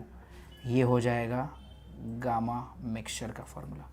तो याद रखो, अगर कभी भी दो गैसेस को मिक्स किया तो CV मिक्सचर ये आएगा, CP मिक्सचर ये आएगा, गामा मिक्सचर ये आएगा। वैसे गामा मिक्सचर का और एक फॉर्मूला है, उसका डेरिवेशन वगैरह कुछ नहीं है, it's kind of a shortcut, but ये शॉर्टकट सिर्फ तब यूज़ करना जब आपको आंसर ना अप्रॉक्सीमेट चाहिए। एग्जैक्ट आंसर चाहिए तो ये कभी यूज़ मत करना, एग्जैक्ट आंसर के लिए हमेशा ये यूज़ करना। और अगर आपको रफ आंसर चलेगा, मतलब अगर आपके ऑप्शंस दूर दूर दिए गए हैं तो आप ये यूज़ कर लेना, gamma mixture is equal to N1 gamma 1 plus N2 gamma 2 upon N1 plus N2, ठीक है। आई रिपीट, ये एक शॉर्टकट तो है, बट ये सिर्फ और सिर्फ तब यूज़ करना जब आपको ऑप्शंस दूर दूर दिए गए हों। अगर ऑप्शंस दूर दूर दिया है मतलब क्या, अप्रॉक्सीमेट आंसर चलेगा, this will always give you an approximate answer, this will always give you precise answer. Exact answer चाहिए तो ये यूज़ करना, ठीक है। अब देखते हैं कुछ questions that we have, that is question number 12 और 13 देखते हैं। चलो question number 12 and 13, question number 12 and 13। पहले करते हैं question number 12। A gaseous mixture consists of 16 grams of helium. Question number 11 it is. Helium दिया गया है, हीलियम मतलब क्या, मोनो एटॉमिक ना, मोनो एटॉमिक हीलियम। 16 ग्राम्स मतलब नंबर ऑफ मोल्स कितना हो गया, 4 ना। अरे mass upon molar mass 16 upon 4, N1 is equal to what, 4। And 16 grams of oxygen, दूसरा वाला गैस क्या है, डायटोमिक ऑक्सीजन, उसका नंबर ऑफ मोल्स होगा हाफ। 16 अपॉन ऑक्सीजन का मॉलिक्यूलर वेट कितना होगा, 32, तो ये हाफ हो गया। अच्छा, मोनोएटॉमिक है ना, मोनोएटॉमिक का गामा कितना होता है, मोनोएटॉमिक का गामा होता है 5/3। ये डायटोमिक है, डायटोमिक का गामा कितना होगा, 7/5। इसका CV कितना होगा, 3R/2। इसका CV कितना होगा, 5R/2। इसका CP क्या होगा, 5R/2। इसका CP क्या होगा, 7R/2। मैंने सब निकाल लिया, क्या पता कब किसकी ज़रूरत पड़ जाए। आपको पूछा क्या है, the ratio of CP/CV of the mixture is, आपको पूछा है व्हाट इज गामा मिक्सचर, ठीक है, आपको पूछा है what is gamma mixture. Tell me क्या करेंगे, गामा मिक्सचर के मेरे पास दो वैल्यू है, ये और ये। देखो ये तो आपको हमेशा सही आंसर देने ही वाला है, तो क्या करेंगे, ऑप्शंस देखो, ऑप्शंस बहुत ही क्लोज है, 1.4, 1.54, 1.59, 1.62। आई वांट क्लोज आंसर, मतलब इतने क्लोज ऑप्शन है, मतलब मेरे को प्रिसाइज आंसर चाहिए, प्रिसाइज आंसर चाहिए, तो क्या करेंगे, गामा मिक्सचर डालेंगे। And gamma mixture is what, N1CP1 + N2CP2 upon N1CV1 + N2CP2। तो N1 कितना हो जाएगा, N1 इज़ 4, तो आप यहाँ पे कितना डालेंगे, 4। CP1 कितना है, 5R/2। N2 half, CP2 7R/2। N1 वापस, N1 कितना है, 4, नीचे क्या है, CV1 कितना है, 3R/2। N2 कितना है, हाफ, CV2 कितना है, 5R/2। तो then these are the values here. Definitely हर जगह पे जो R होगा वो कॉमन निकल के कैंसिल होने वाला है, तो ये हर R कैंसिल हो गया। Then this is going to give you 2 × 2 is 4 × this is 2 5s are 10, ये कितना हो रहा है, 7/4, राइट, ये हो रहा है 7/4। उसी तरह यहाँ पर भी 2 × 3, this is going to give you 6 and this is going to give you 5/4। तो 10 + 7/4 एंड डिनोमिनेटर में 6 + 5/4, फाइन। तो ये कितना हो रहा है, दिस इज़ 47/4, ये आपका न्यूमरेटर हो गया। और ये कितना हो गया, 4 6 are 24 plus this is going to be 29/4। तो ये 4 और ये 4 कैंसिल हो रहा है, तो you have what, 47/29, 47/29। Definitely you have to just divide this, इसको फ्रैक्शन में लेकर जाओ, ठीक है। I am not solving this, you need to do it, you will get the answer as what 1.62। अब इतना कर लो, ठीक है, डिवीजन ही है, खुद से मैनेज हो जाएगा, fine. So that was question number what 12। Let's have a look at the next question. Next question says 1 mole of a monoatomic gas is mixed with 1 mole of a diatomic gas. अभी gas का नाम नहीं दिया, सीधा atomicity दिया, तो ठीक है ना, मुझे तो वैसे भी एटॉमिसिटी में इंटरेस्ट है। तो 1 mole of monoatomic gas, question number 13 में 1 mole of monoatomic gas is mixed with what, 1 mole of diatomic gas, okay. What is the value of gamma for the mixture if both of them are at the room temperature, ठीक है। तो इस बार in question number 13 they have given me monoatomic 1 mole and they have given me diatomic also 1 mole, मतलब N1 और N2 दोनों कैसे हैं, 1 है। एंड अगर आप ऑप्शन देखते हो, देखो दूर दूर है, 15/23, 23/15, 7/3, 3/7, all the options are far away from each other. तो अगर ऑप्शंस दूर दूर है तो मैं ये वाला यूज़ करूँगा। व्हाट इज़ मोनोएटॉमिक के लिए गामा, 5/3 है ना, मोनोएटॉमिक के लिए गामा कितना है, 5/3, और डायटोमिक के लिए गामा कितना है, 7/5। What equation are we going to use, we are going to use what, tell me, gamma mixture is what, N1 gamma 1 + N2 gamma 2 upon N1 + N2, N1 gamma 1 + N2 gamma 2 upon N1 + N2, मतलब 1 + 1 which is 2। तो ये कितना हो गया, 5/3 + 7/5 upon 2, right, 5/3 + 7/5 upon 2। तो then this is what, tell me, 25 + 21, right, this is 5 5s are 25 + 21 is 46 upon 5 3s are 15 and 2 is 30। तो 46/30, इसका अगर हाफ किया तो कितना होगा, 23/15 is gamma mixture, okay, 23/15 is what, tell me, gamma mixture, and 23/15 is gamma mixture, that happens to be option B, right, this happens to be what, tell me, option B। समझ में आ रही है। So that is our question number 12 and 13 which were purely based on mixture of two gases। एक और question है mixture का, but you know that is थोड़ा सा अलग है, इसमें KTG के साथ मिक्सड है ये क्वेश्चन। आइए वो करते हैं। Let's have a look eight question number 8। It's a very nice question है, इसमें मिक्सचर भी यूज़ होगा, मतलब ये वाला कॉन्सेप्ट भी यूज़ होगा, और इसमें KTG वाला कॉन्सेप्ट भी यूज़ होने वाला है। क्या लिखा है वहाँ पे, a mixture of 8 grams of helium and 14 gram of nitrogen. देखो आपके पास एक कंटेनर है, कंटेनर के अंदर आपने किन किन को मिक्स किया है, दो गैसेस को। पहला वाला गैस क्या है, पहला वाला गैस है हीलियम, हीलियम मतलब क्या, मोनो एटॉमिक। और दूसरा वाला गैस कौन सा है, दूसरा गैस है नाइट्रोजन, नाइट्रोजन मतलब क्या हो गया, डायटोमिक।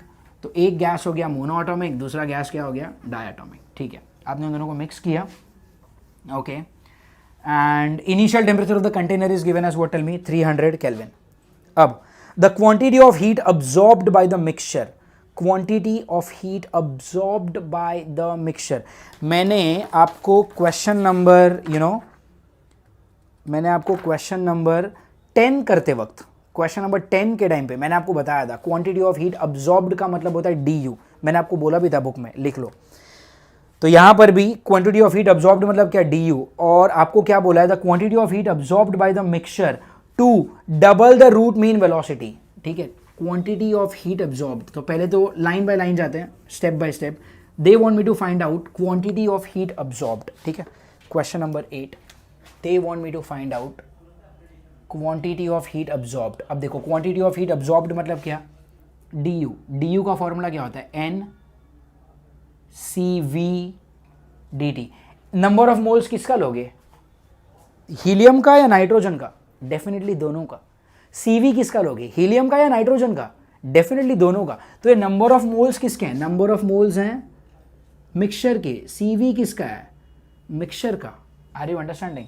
नंबर ऑफ मोल्स मतलब क्या, number of moles of helium plus hydrogen. मतलब क्या, इसको मैं ऐसा लिखूं, N1 प्लस N2।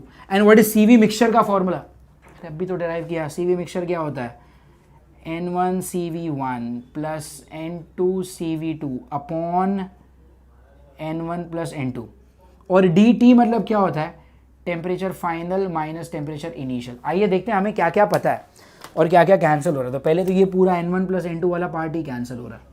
ठीक है, N1 मतलब क्या, number of moles of helium. Helium के वजह से नंबर ऑफ मोल्स क्या दिए हैं, नंबर ऑफ मोल्स हीलियम का कितना है, कितना हीलियम है आपके पास, 8 ग्राम है ना। तो 8 ग्राम मतलब कितना हो गया, 8/4।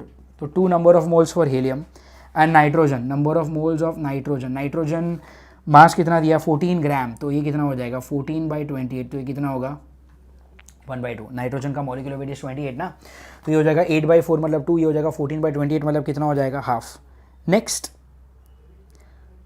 I know the number of moles now. तो फिर ये वाले वैल्यूज मैं यहाँ पर रख देता हूँ। तो N1 CV1 plus N2 CV2 की जगह पे I am going to write what, tell me, N1 CV1 plus N2 CV2 की जगह पे I am going to write it as N1 कितना था, 8/4 ना, दिस वाज 2 CV1।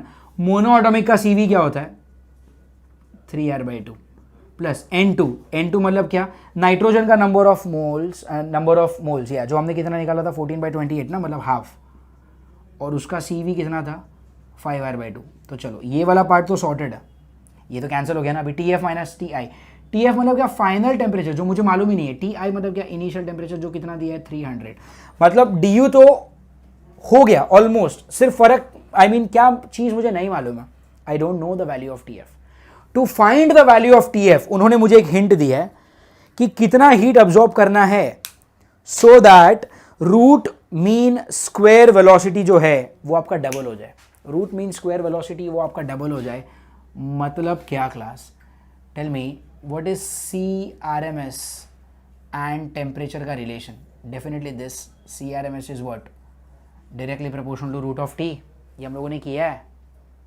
तो अगर CRMS directly proportional to root of T हो जाएगा तो मैं लिखूँ ऐसा, C2/C1 is root of T2/T1। C2/C1 मुझे क्या चाहिए, दे वांट नया root mean square velocity to be double of original, right, this is given to me. तो C2/C1 कितना हो जाएगा, this is going to be 2 √ T2। और T1 मतलब क्या, ओरिजिनल टेम्परेचर। ओरिजिनल टेम्परेचर कितना है, 300। मैं ज़्यादा डिटेल में नहीं जा रहा, बट दोनों साइड अगर आप स्क्वायर कर लोगे तो ये कितना हो जाएगा, 4। ये रूट चला जाएगा। और ये अगर ये 4 है, 300 × 4 कितना हो गया, 1200। तो ये कितना हो गया, 1200 kelvin. Is that fine, I expect yes. So T2 कितना हो जाएगा, टेल मी, 1200 केल्विन। तो आपका फाइनल टेम्परेचर कितना है, 1200। Are you getting it? याद रखना DU का मतलब क्या होता है, the quantity of heat absorbed is always, remember this as du. तो यहाँ पर ये 2 और ये 2 कैंसिल हो रहा है, क्या बचा इधर 3r, और ये कितना हो जाएगा, ये हो जाएगा 5r/4। इस पूरी चीज़ को कितने से मल्टीप्लाई करना, 900 से, तो ये कितना है 4 3 ज़ा 12, 12 + 5 17r अपॉन 4 इंटू वटल में into 900। Okay, 17 9s are 136 with 2 zeros under r upon 4, 4 3s are 12, 4 3s are 12 and 1 is 400 r। मैंने ऑप्शंस देखे थे पहले कि आई कुड नॉट सी, उन्होंने r का वैल्यू सब्सटीट्यूट नहीं किया, तो 3400 r okay is my answer, and 3400 r is not matching anywhere. There has to be some calculation error. I want you all to help me help me with that part. Okay, so n mixture is n1 plus n2 cv mixture is n1 cv1 n2 cv2 n1 plus n2 cancel हुआ, t final minus e initial, ये 1200 300 ये fine है, इसका double करना है तो double मतलब ये रूट निकल गया, तो ये हो जाएगा 4 300 into 4 is 1200 fine, 12 3 is 900 fine. यहाँ तक सब सही है, जो भी गलती है शायद यहीं पर है। n1 मतलब number of moles of helium 8/4 हो जाएगा यहाँ पर 2, परफेक्ट, और नाइट्रोजन इज 14/28, ये हो जाएगा हाफ, ये भी परफेक्ट है। CV1 मोनोटॉमिक का CV होता है 3r/2, इसका CV होता है 5r/2, ये भी सही है। तो यहाँ पे ये 2 और ये 2 कैंसिल हो रहा है, this is also fine, this is going to be 3r, this is going to be 5r/4, 4 3s are 12, 12 plus 5 17r/4, that is also correct. तो 17r/4 अगर ये करेक्ट है तो this thing into 900, 17 9s are not 136, I am sorry, 17 8s are 136 होता है, 17 9s are 153, या 17 9s are 153, तो 153 upon this thing is 4 3s are 12, बचेगा 3 33, 4 8s are 32 1, 4 2s are 8 2 5, या 3825r, 3825r, या this 3825r, this happens to be option C. छोटा सा गलती हो गया मुझसे, 17 into 8 136 होता है, 17 into 9 होता है 153। आई होप आपको 20 तक के टेबल तो आते होंगे।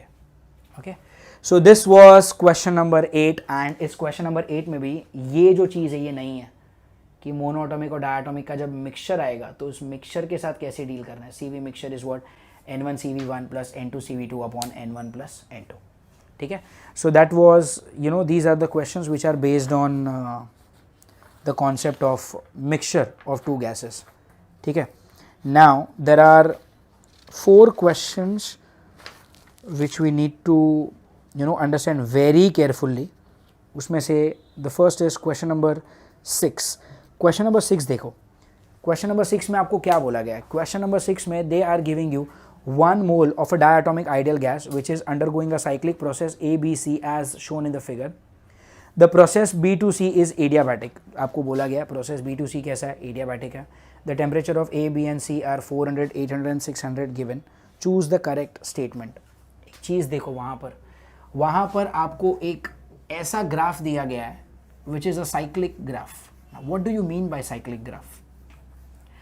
अगर आप देख रहे हो वहाँ पर तो एक ऐसा ग्राफ है जिसका, ओके, एक ऐसा ग्राफ है जिसमें अगर आप घूमते हो ना तो आप बार बार उसी जगह पर आ जाओगे। देखो ना, if you start your, you know, motion from A, आप ए से जाओगे बी पे, बी से जाओगे सी पे, सी से वापस ए पे, ए से बी पे, बी से सी पे, सी से ए पे, मतलब क्या, इट्स अ साइक्लिक ग्राफ, घूमते घूमते वापस आप वहीं पर आओगे।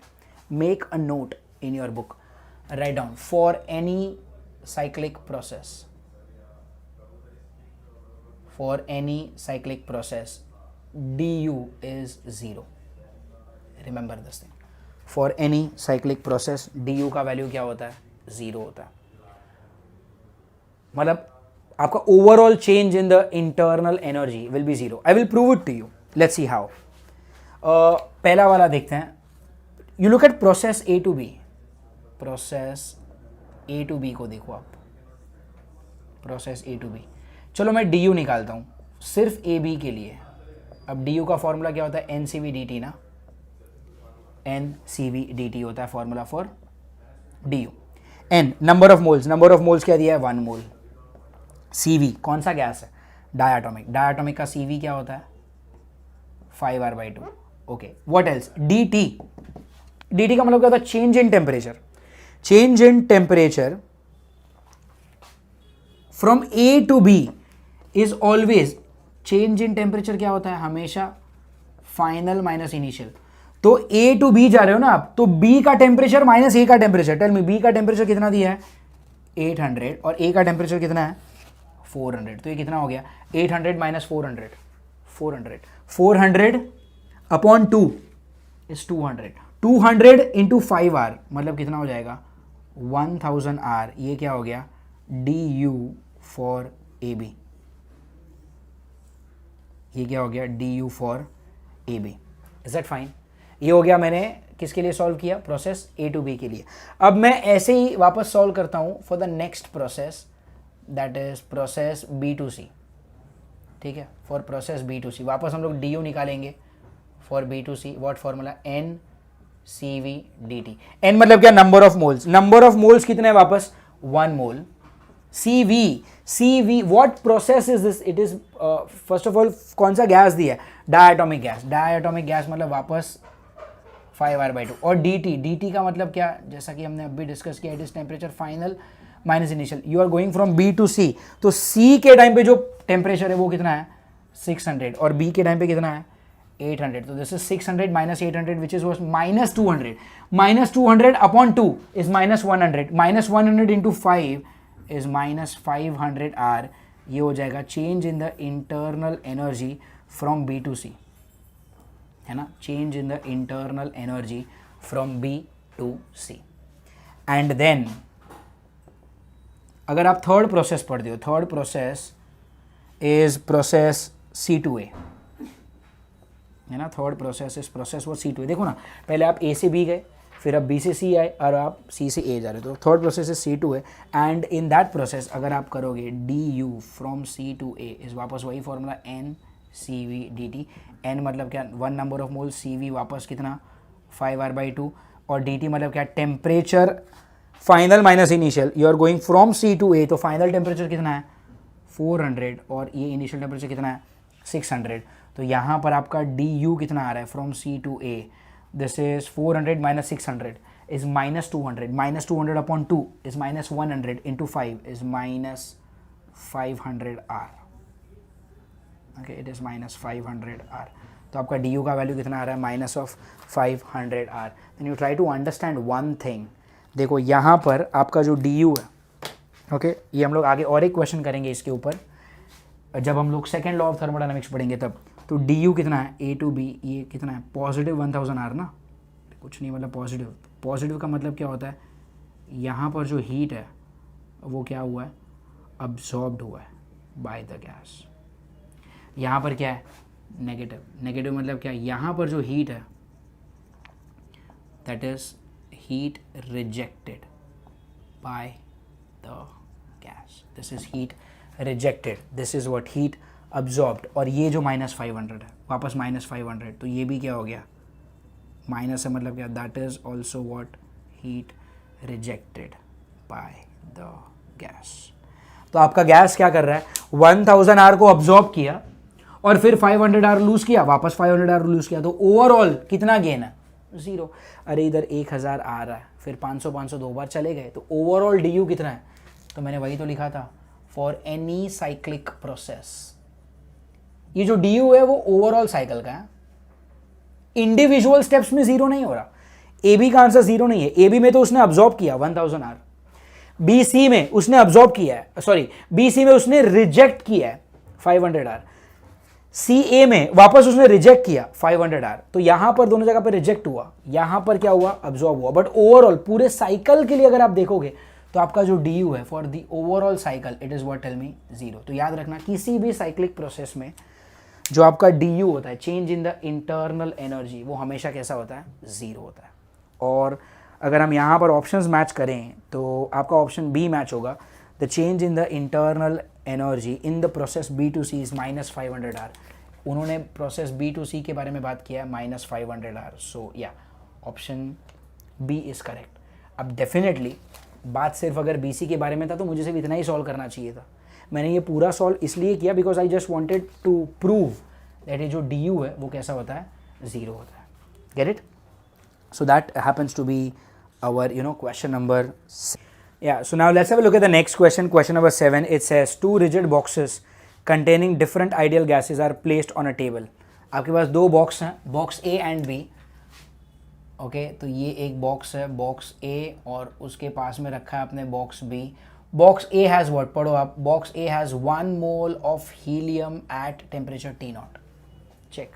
Box A has 1 mole of box A contains 1 mole of nitrogen at T0. Okay, box A contains 1 mole of nitrogen at temperature T0, and box B contains 1 mole of helium at temperature 7/3 T0. इसमें क्या है, 1 mole of helium at temperature 7/3 T0. ठीक है. अब आपको उन्होंने क्या बोला है, that the boxes are put into thermal contact.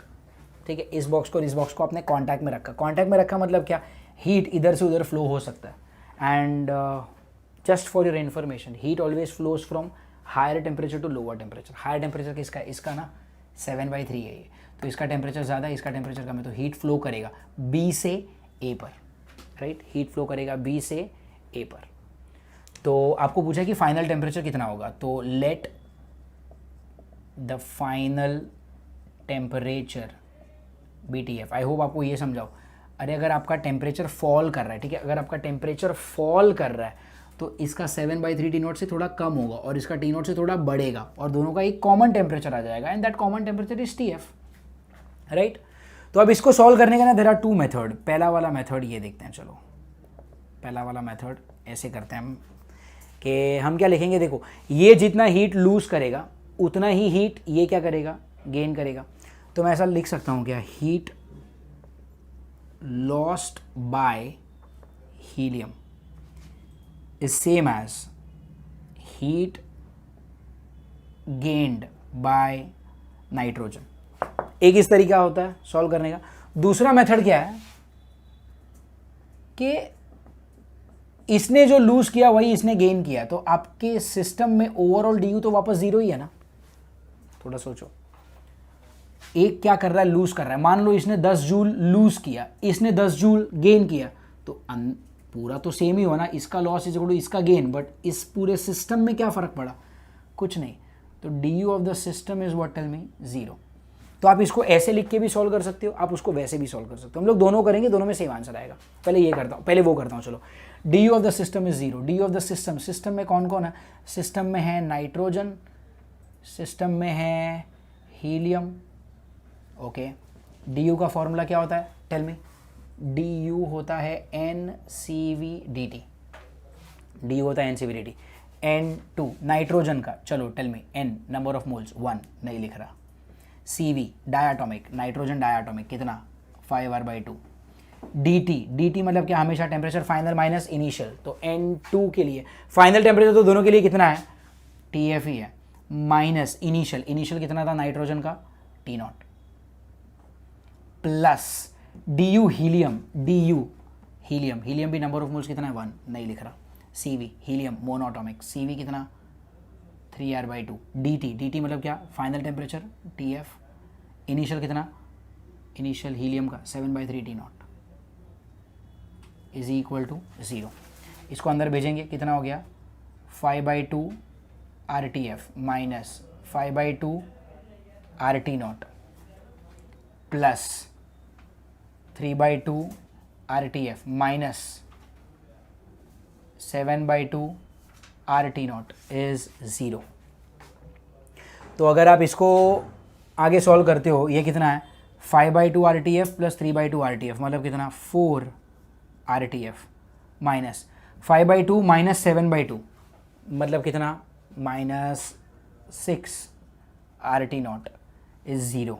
तो ये कितना हो गया, 4 RTF is equal to 6 RT0. R दोनों जगह पे कैंसिल होगा. TF मतलब टेम्परेचर फाइनल कितना हो गया, 6/4 T0 विच इज़ 3/2 T0. तो आपका फाइनल टेम्परेचर कितना होगा, 3/2 T0. 3/2 T0 is what, tell me, option A. ये हो गया एक तरीका. इससे देखते हैं, इसमें क्या लिखा है, heat lost by helium is equal to heat gained by nitrogen definitely heat lost हो चाहे हीट गेन हो, मतलब क्या होता है, डी ही होता है ना। हीट लॉस्ट मतलब क्या है, हीट रिजेक्टेड, और हीट गेन्ड मतलब क्या है, हीट अब्जॉर्ब्ड। तो हमको पता ही है heat absorbed and heat rejected मतलब डी यू। तो इसमें क्या लिखोगे आप, डी यू फॉर हीलियम, और यहाँ पर क्या करेंगे, डी यू फॉर नाइट्रोजन। अभी डी यू का मतलब क्या है, N C V D T, N मतलब क्या, नंबर ऑफ मोल्स, दोनों में नंबर ऑफ मोल्स 1 ही है तो मैं नहीं लिख रहा। सी हीलियम, हीलियम मतलब क्या, मोनो एटॉमिक 3r/2, और इसमें क्या होगा, डायटोमिक, तो यहाँ पे क्या होगा 5r/2। एक चीज़ याद रखो, कभी भी आप अगर ऐसे कर रहे हो ना, heat lost by one gas is equal to heat gained by another gas, ऐसे टाइप के केसेस में जो dt होगा ना, dt it is not final minus initial, it is greater temperature minus smaller temperature. ऐसे में जो dt होता है उसका मतलब क्या होता है, greater temperature minus smaller temperature. और इस तरह से अगर आपने सॉल्व किया, the D of the system is 0, इस तरह के केसेस में जो dt होगा it is always what, final minus initial. ठीक है, ये मैं आपको इसलिए बता रहा हूँ क्योंकि कई बार ना किसी बुक में कोई क्वेश्चन को ऐसे सॉल्व करते हैं और तब वही लोग क्या ले लेते हैं, ग्रेटर माइनस स्मॉलर टेम्परेचर, और किसी किसी बुक में ऐसे ही क्वेश्चंस को ऐसे सॉल्व किया जाता है तब लिया जाता है फाइनल माइनस इनिशियल। तो मैंने आपको दोनों में बता दिया कि ऐसे अगर सॉल्व किया तो फाइनल माइनस इनिशियल, और अगर इस तरह से सॉल्व किया तो it is what, greater minus smaller. And if you are थोड़ा सा भी अगर आपने यहाँ पे दिमाग लगाया तो यू विल अंडरस्टैंड कि एक्चुअली ये और ये सेम ही है, खाली इसमें हो क्या रहा है पता है, जो आपने लॉस्ट लिखा है ना, आपको पता है लॉस्ट वाला जो एनर्जी आएगा वो हमेशा नेगेटिव आएगा। तो आपको पता है कि यहाँ पे ये जो नाइट्रोजन है वो नेगेटिव है, तो नेगेटिव को अगर आपने ऑलरेडी वहाँ पर ले लिया, अरे करेंगे, तो अगर आपने इसको वहाँ पर ले लिया तो इसके लिए फिर ये और ये कैसे हो जाएंगे, सेम हो जाएंगे। ठीक है, तो लेकिन इस टाइम पे क्या करना है, ग्रेटर माइनस स्मॉलर से सॉल्व करना। तो देन यहाँ पर हीलियम में इनिशियल टेम्परेचर है 7/3, तो डेफिनेटली वही आपका ग्रेटर है क्योंकि final temperature will be less than this. और नाइट्रोजन के टाइम पे T0 बढ़ा है, नो, नाइट्रोजन के टाइम पे फाइनल टेम्परेचर बढ़ा है, नाइट्रोजन गर्म होने वाला है ना, ये अपना हीट इसको दे रहा है, तो नाइट्रोजन गर्म होगा तो उसका फाइनल टेम्परेचर बढ़ा होगा। तो आप इससे सॉल्व करो या उससे सॉल्व करो, you will get the same answer. ठीक है, this is N2, that's it. Then अभी क्या इसमें देखो ना, ये r/2 कट हो गया, ये r/2 कट हो गया, यहाँ पे ये अंदर मल्टीप्लाई करोगे तो कितना हो जाएगा, 7T0 right, minus 3TF is equal to 5TF minus 5T0। तो ये कितना है, 7T0 प्लस 5T0 कितना, 12T0। इसको इधर लिया, इसको वहाँ पर लेंगे तो 5 3F, दिस इज 8TF। तो आपका टेम्परेचर फाइनल कितना हो गया, ये 8 नीचे जाएगा, 12/8, 12/8 मतलब क्या हो जाएगा, 4 3s are 4 2s are T0। तो TF is equal to what, 3/2 T0, and that is your question number 7 solved with both the method. I hope you got it. Now let's have a look at the fifth question. Fifth question is also a very good question. Fifth question में आपको एक graph दिया गया है and that happens to be a graph of P versus V.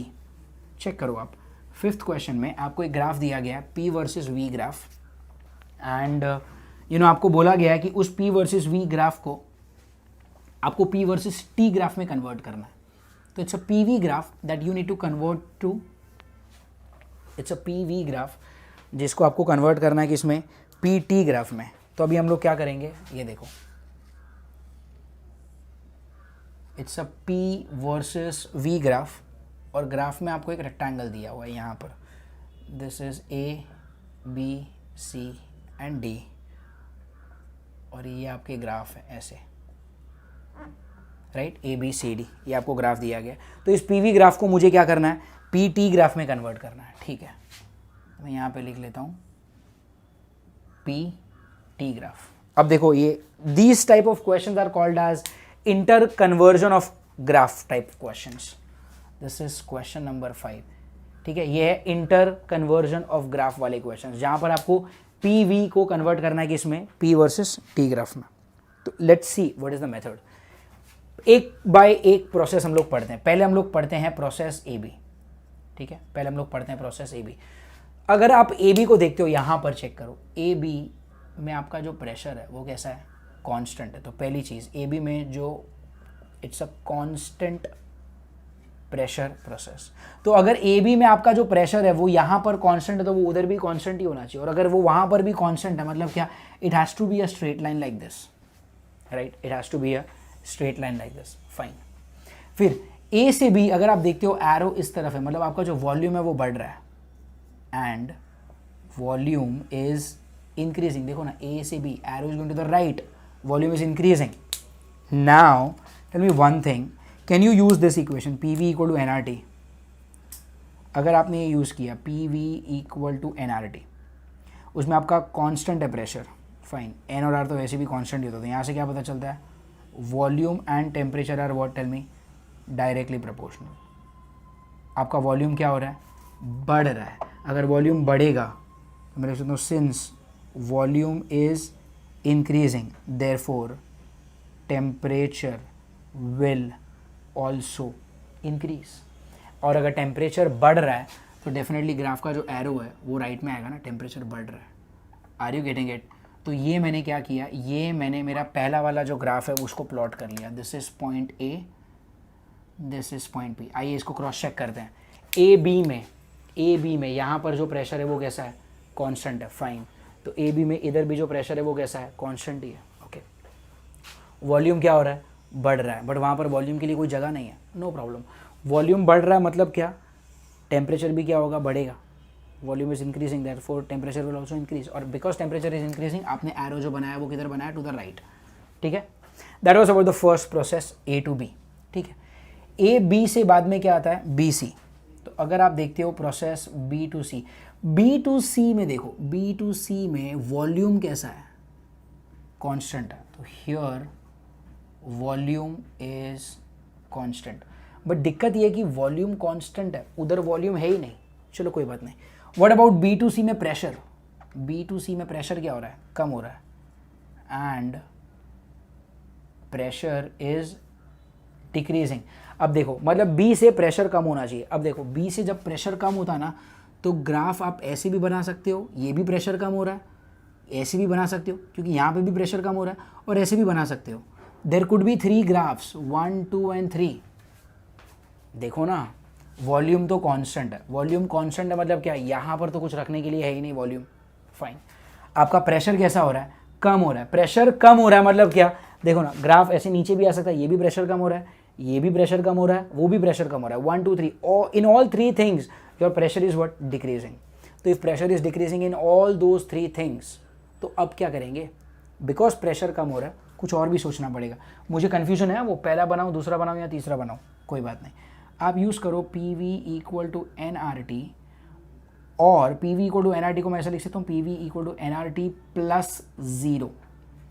तो यहाँ से ये बन जाएगा P is equal to N R by V times T plus 0, N R by V times T plus 0।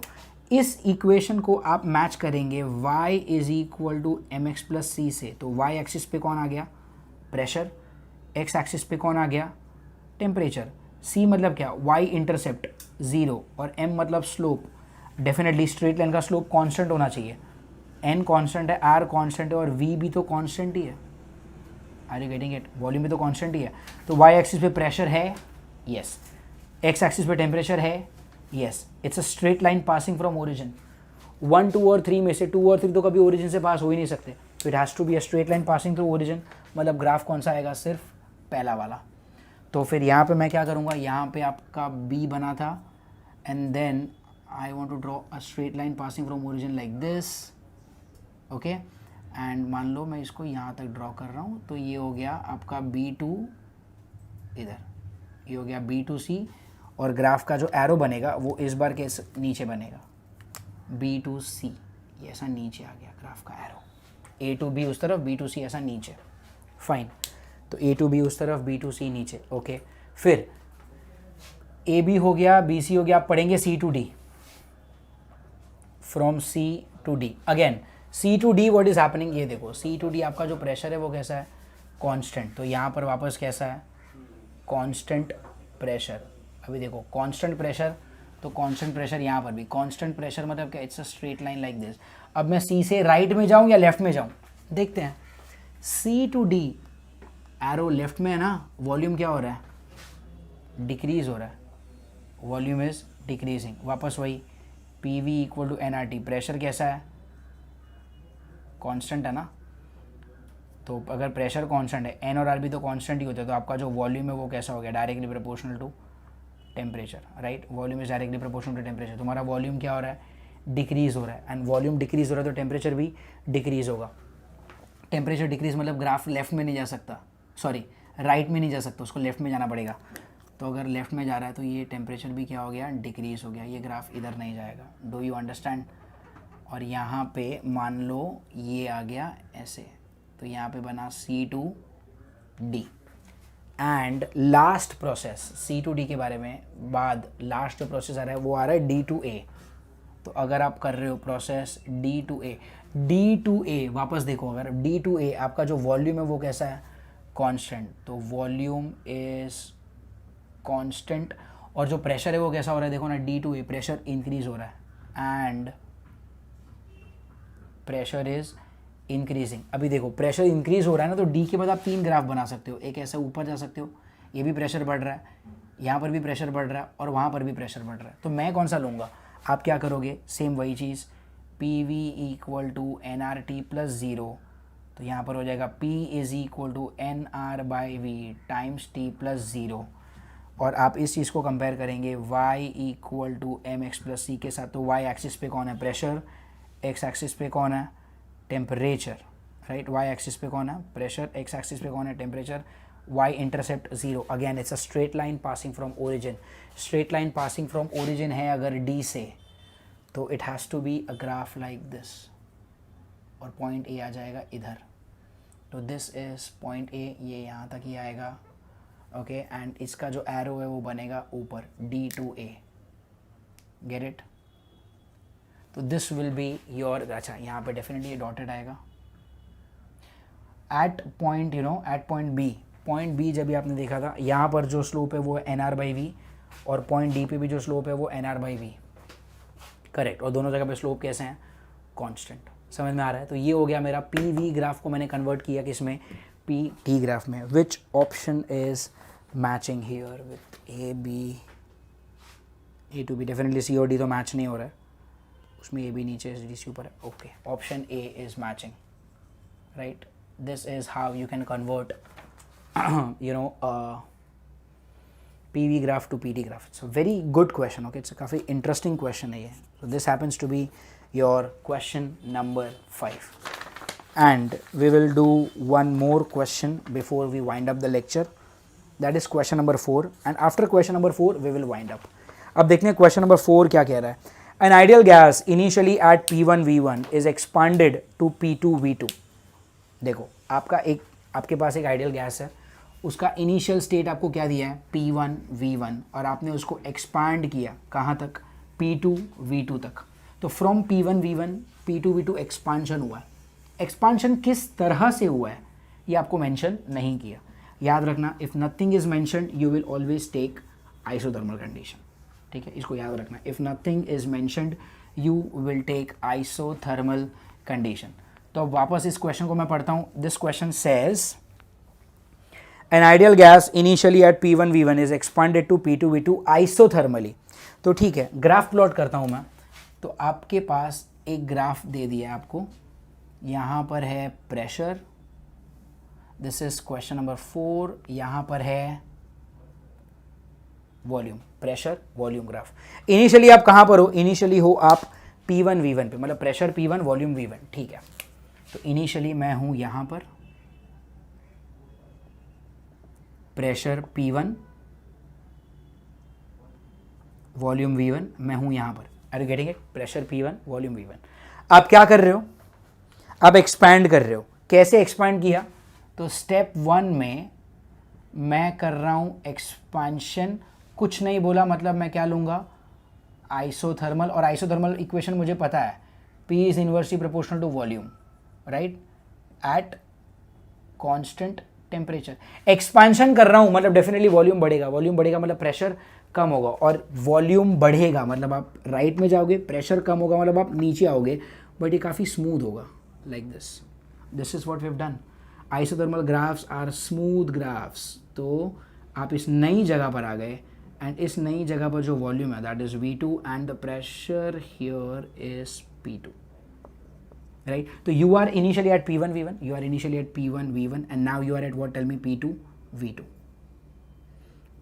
V2. और ये जो एक्सपांशन हुआ है ये कैसा एक्सपांशन हुआ है? This expansion is isothermal expansion. Fine, this is isothermal expansion. Now तो फिलहाल where are you? You are at P2 V2. Great. What else? अच्छा मैं यहाँ पे लिख देता हूँ. So this stage was what, tell me, P1 V1 and this stage is P2 V2. तो आप P1 V1 से P2 V2 पे आ चुके हो. What next? उन्होंने आपको बोला है then the gas is compressed adiabatically to the same volume V1, to the same volume V1. अभी देखो, पहले आप P1 V1 पे थे, अब P1 V1 से P2 V2 पर आ चुके हो and now you are again going to the same volume. तो पहले मैं V1 से V2 पर आया and now I am going from V2 to V1. I am going back to the same volume, but मेरा जो जाने वाला रास्ता है वो कैसा है? एडियाबैटिक. उन्होंने बोला है कि स्टेप 2 में आपने क्या किया? स्टेप 2 में आपने गैस को क्या किया? कंप्रेस किया. और दे हैव मेंशन्ड कि ये जो कंप्रेशन है वो कैसा है? एडियाबैटिक. और एडियाबैटिक हमें पता है P क्या होता है? Tell me. Inversely proportional to V raise to gamma, right. और हमें ये भी पता है ना that slope of adiabatic curve is more than what, tell me, slope of isothermal curve. एक बात बताओ, अगर एडियाबैटिक कर्व का स्लोप आइसोथर्मल कर्व के स्लोप से ज़्यादा है, ज़्यादा, तो अब जो रिटर्न जाने वाला ग्राफ है वो एग्जैक्ट उसी रास्ते पे तो बन नहीं सकता. डेफिनेटली उसके नीचे बनेगा या ऊपर बनेगा? डेफिनेटली ऊपर बनेगा, क्योंकि नीचे बनाया तो वो और स्मूथ हो जाएगा, राइट. तो ये ग्राफ बनेगा कुछ ऐसे, ये ग्राफ बनेगा कुछ ऐसे. एंड इस जगह पर वापस जो आपका वॉल्यूम आएगा यहाँ पर, again your volume is what, V1 and the pressure is what, tell me, P3 and here this is, ठीक है. यहाँ पर टेक्निकली पहले एक्स एक्सिस होना चाहिए ना, तो ये हो गया V2 P2, ये हो गया V1 P1, और ये वापस कितना हो गया? This is again V1 only P3, right. तो पहले आप इधर से इधर गए, वॉल्यूम V1 से V2, फिर आप वापस V2 से V1 पर आ गए, बट जाने वाला रास्ता आइसोथर्मल था और वापस आने वाला रास्ता एडियाबैटिक का, ठीक है. तो these are the two graphs that you will get, ठीक है. Now once you have the two graphs, अब उन्होंने आपसे पूछा क्या है कि P3 P1 P2 में सबसे बड़ा कौन होगा? थोड़ा सा सोचो, फिर अभी दिख ही तो रहा है ना, P3 सबसे बड़ा है, तो P3 is greater than P1 is greater than P2, तो फाइनल प्रेशर सबसे बड़ा होगा, ठीक है. ओके. अब मुझे एक बात बताओ, आपका जो नीचे वाला रास्ता है वो कौन सा? Isothermal expansion. जो ऊपर है वो क्या है? वो है adiabatic compression. Now if this is isothermal expansion, reverse like वापस जाने वाला रास्ता कैसा? Adiabatic compression. दोनों के ग्राफ के नीचे किसके नीचे ज्यादा area? Because we know that work done is area under the curve. Now if work done is area under the curve, तो टेल मी किसके अंडर ज्यादा एरिया है? Definitely adiabatic. और एडियाबैटिक क्या हो रहा है? कंप्रेशन. कंप्रेशन का जो वर्क होता है वो कैसा होता है? नेगेटिव. और एक्सपांशन का जो वर्क होता है वो कैसा होता है? पॉजिटिव. तो आइसोथर्मल में भी वर्क हुआ है, एडियाबैटिक में भी वर्क हुआ है. किसका वर्क ज्यादा है? एडियाबैटिक का. और ज्यादा वाला वर्क कैसा है? नेगेटिव. तो देयरफॉर ओवरऑल वर्क कैसा है? नेगेटिव. नेगेटिव मतलब क्या? Less than 0. तो P3 greater than P1 greater than P2 is option P3 greater than option A and B. And work कैसा है? Tell me. अपना ओवरऑल वर्क कैसा है? नेगेटिव, क्योंकि कंप्रेशन का वर्क ज़्यादा हो रहा है ना, तो that happens to be option B. तो this happens to be what, tell me, option B. तो this completes our first set of MCQs. We have solved every question from question number 1 to question number 18. Question सारे solve किए, सिर्फ order आगे पीछे था depending upon the मैंने graph वाले question एक साथ कर दिए, एडियाबैटिक इक्वेशंस एक साथ कर दिए, फंडामेंटल क्वेश्चंस एक साथ कर दिए. तो क्वेश्चन नंबर 1 से लेके 18 तक के सारे क्वेश्चंस अपने हो चुके हैं. So this was the third lecture for thermodynamics, wherein we saw 18 number of MCQs. If you want to understand the next lecture in a better way, make sure that ये 18 के 18 questions आपको अच्छे से समझ में आए हो. Then only go to the next lecture. Fine. तो जब हम मिलेंगे in the next lecture, we will continue our MCQ from 19 to 33. ये सारे MCQs हम लोग खत्म करेंगे. Fine. And that will complete our first part of the chapter thermodynamics. इसके बाद हम लोग पढ़ेंगे the second law of thermodynamics, heat engine and Carnot engine. ठीक है. So before we meet next lecture, I would want कि आप ये सारे क्वेश्चंस को अच्छे से गो थ्रू कर लो.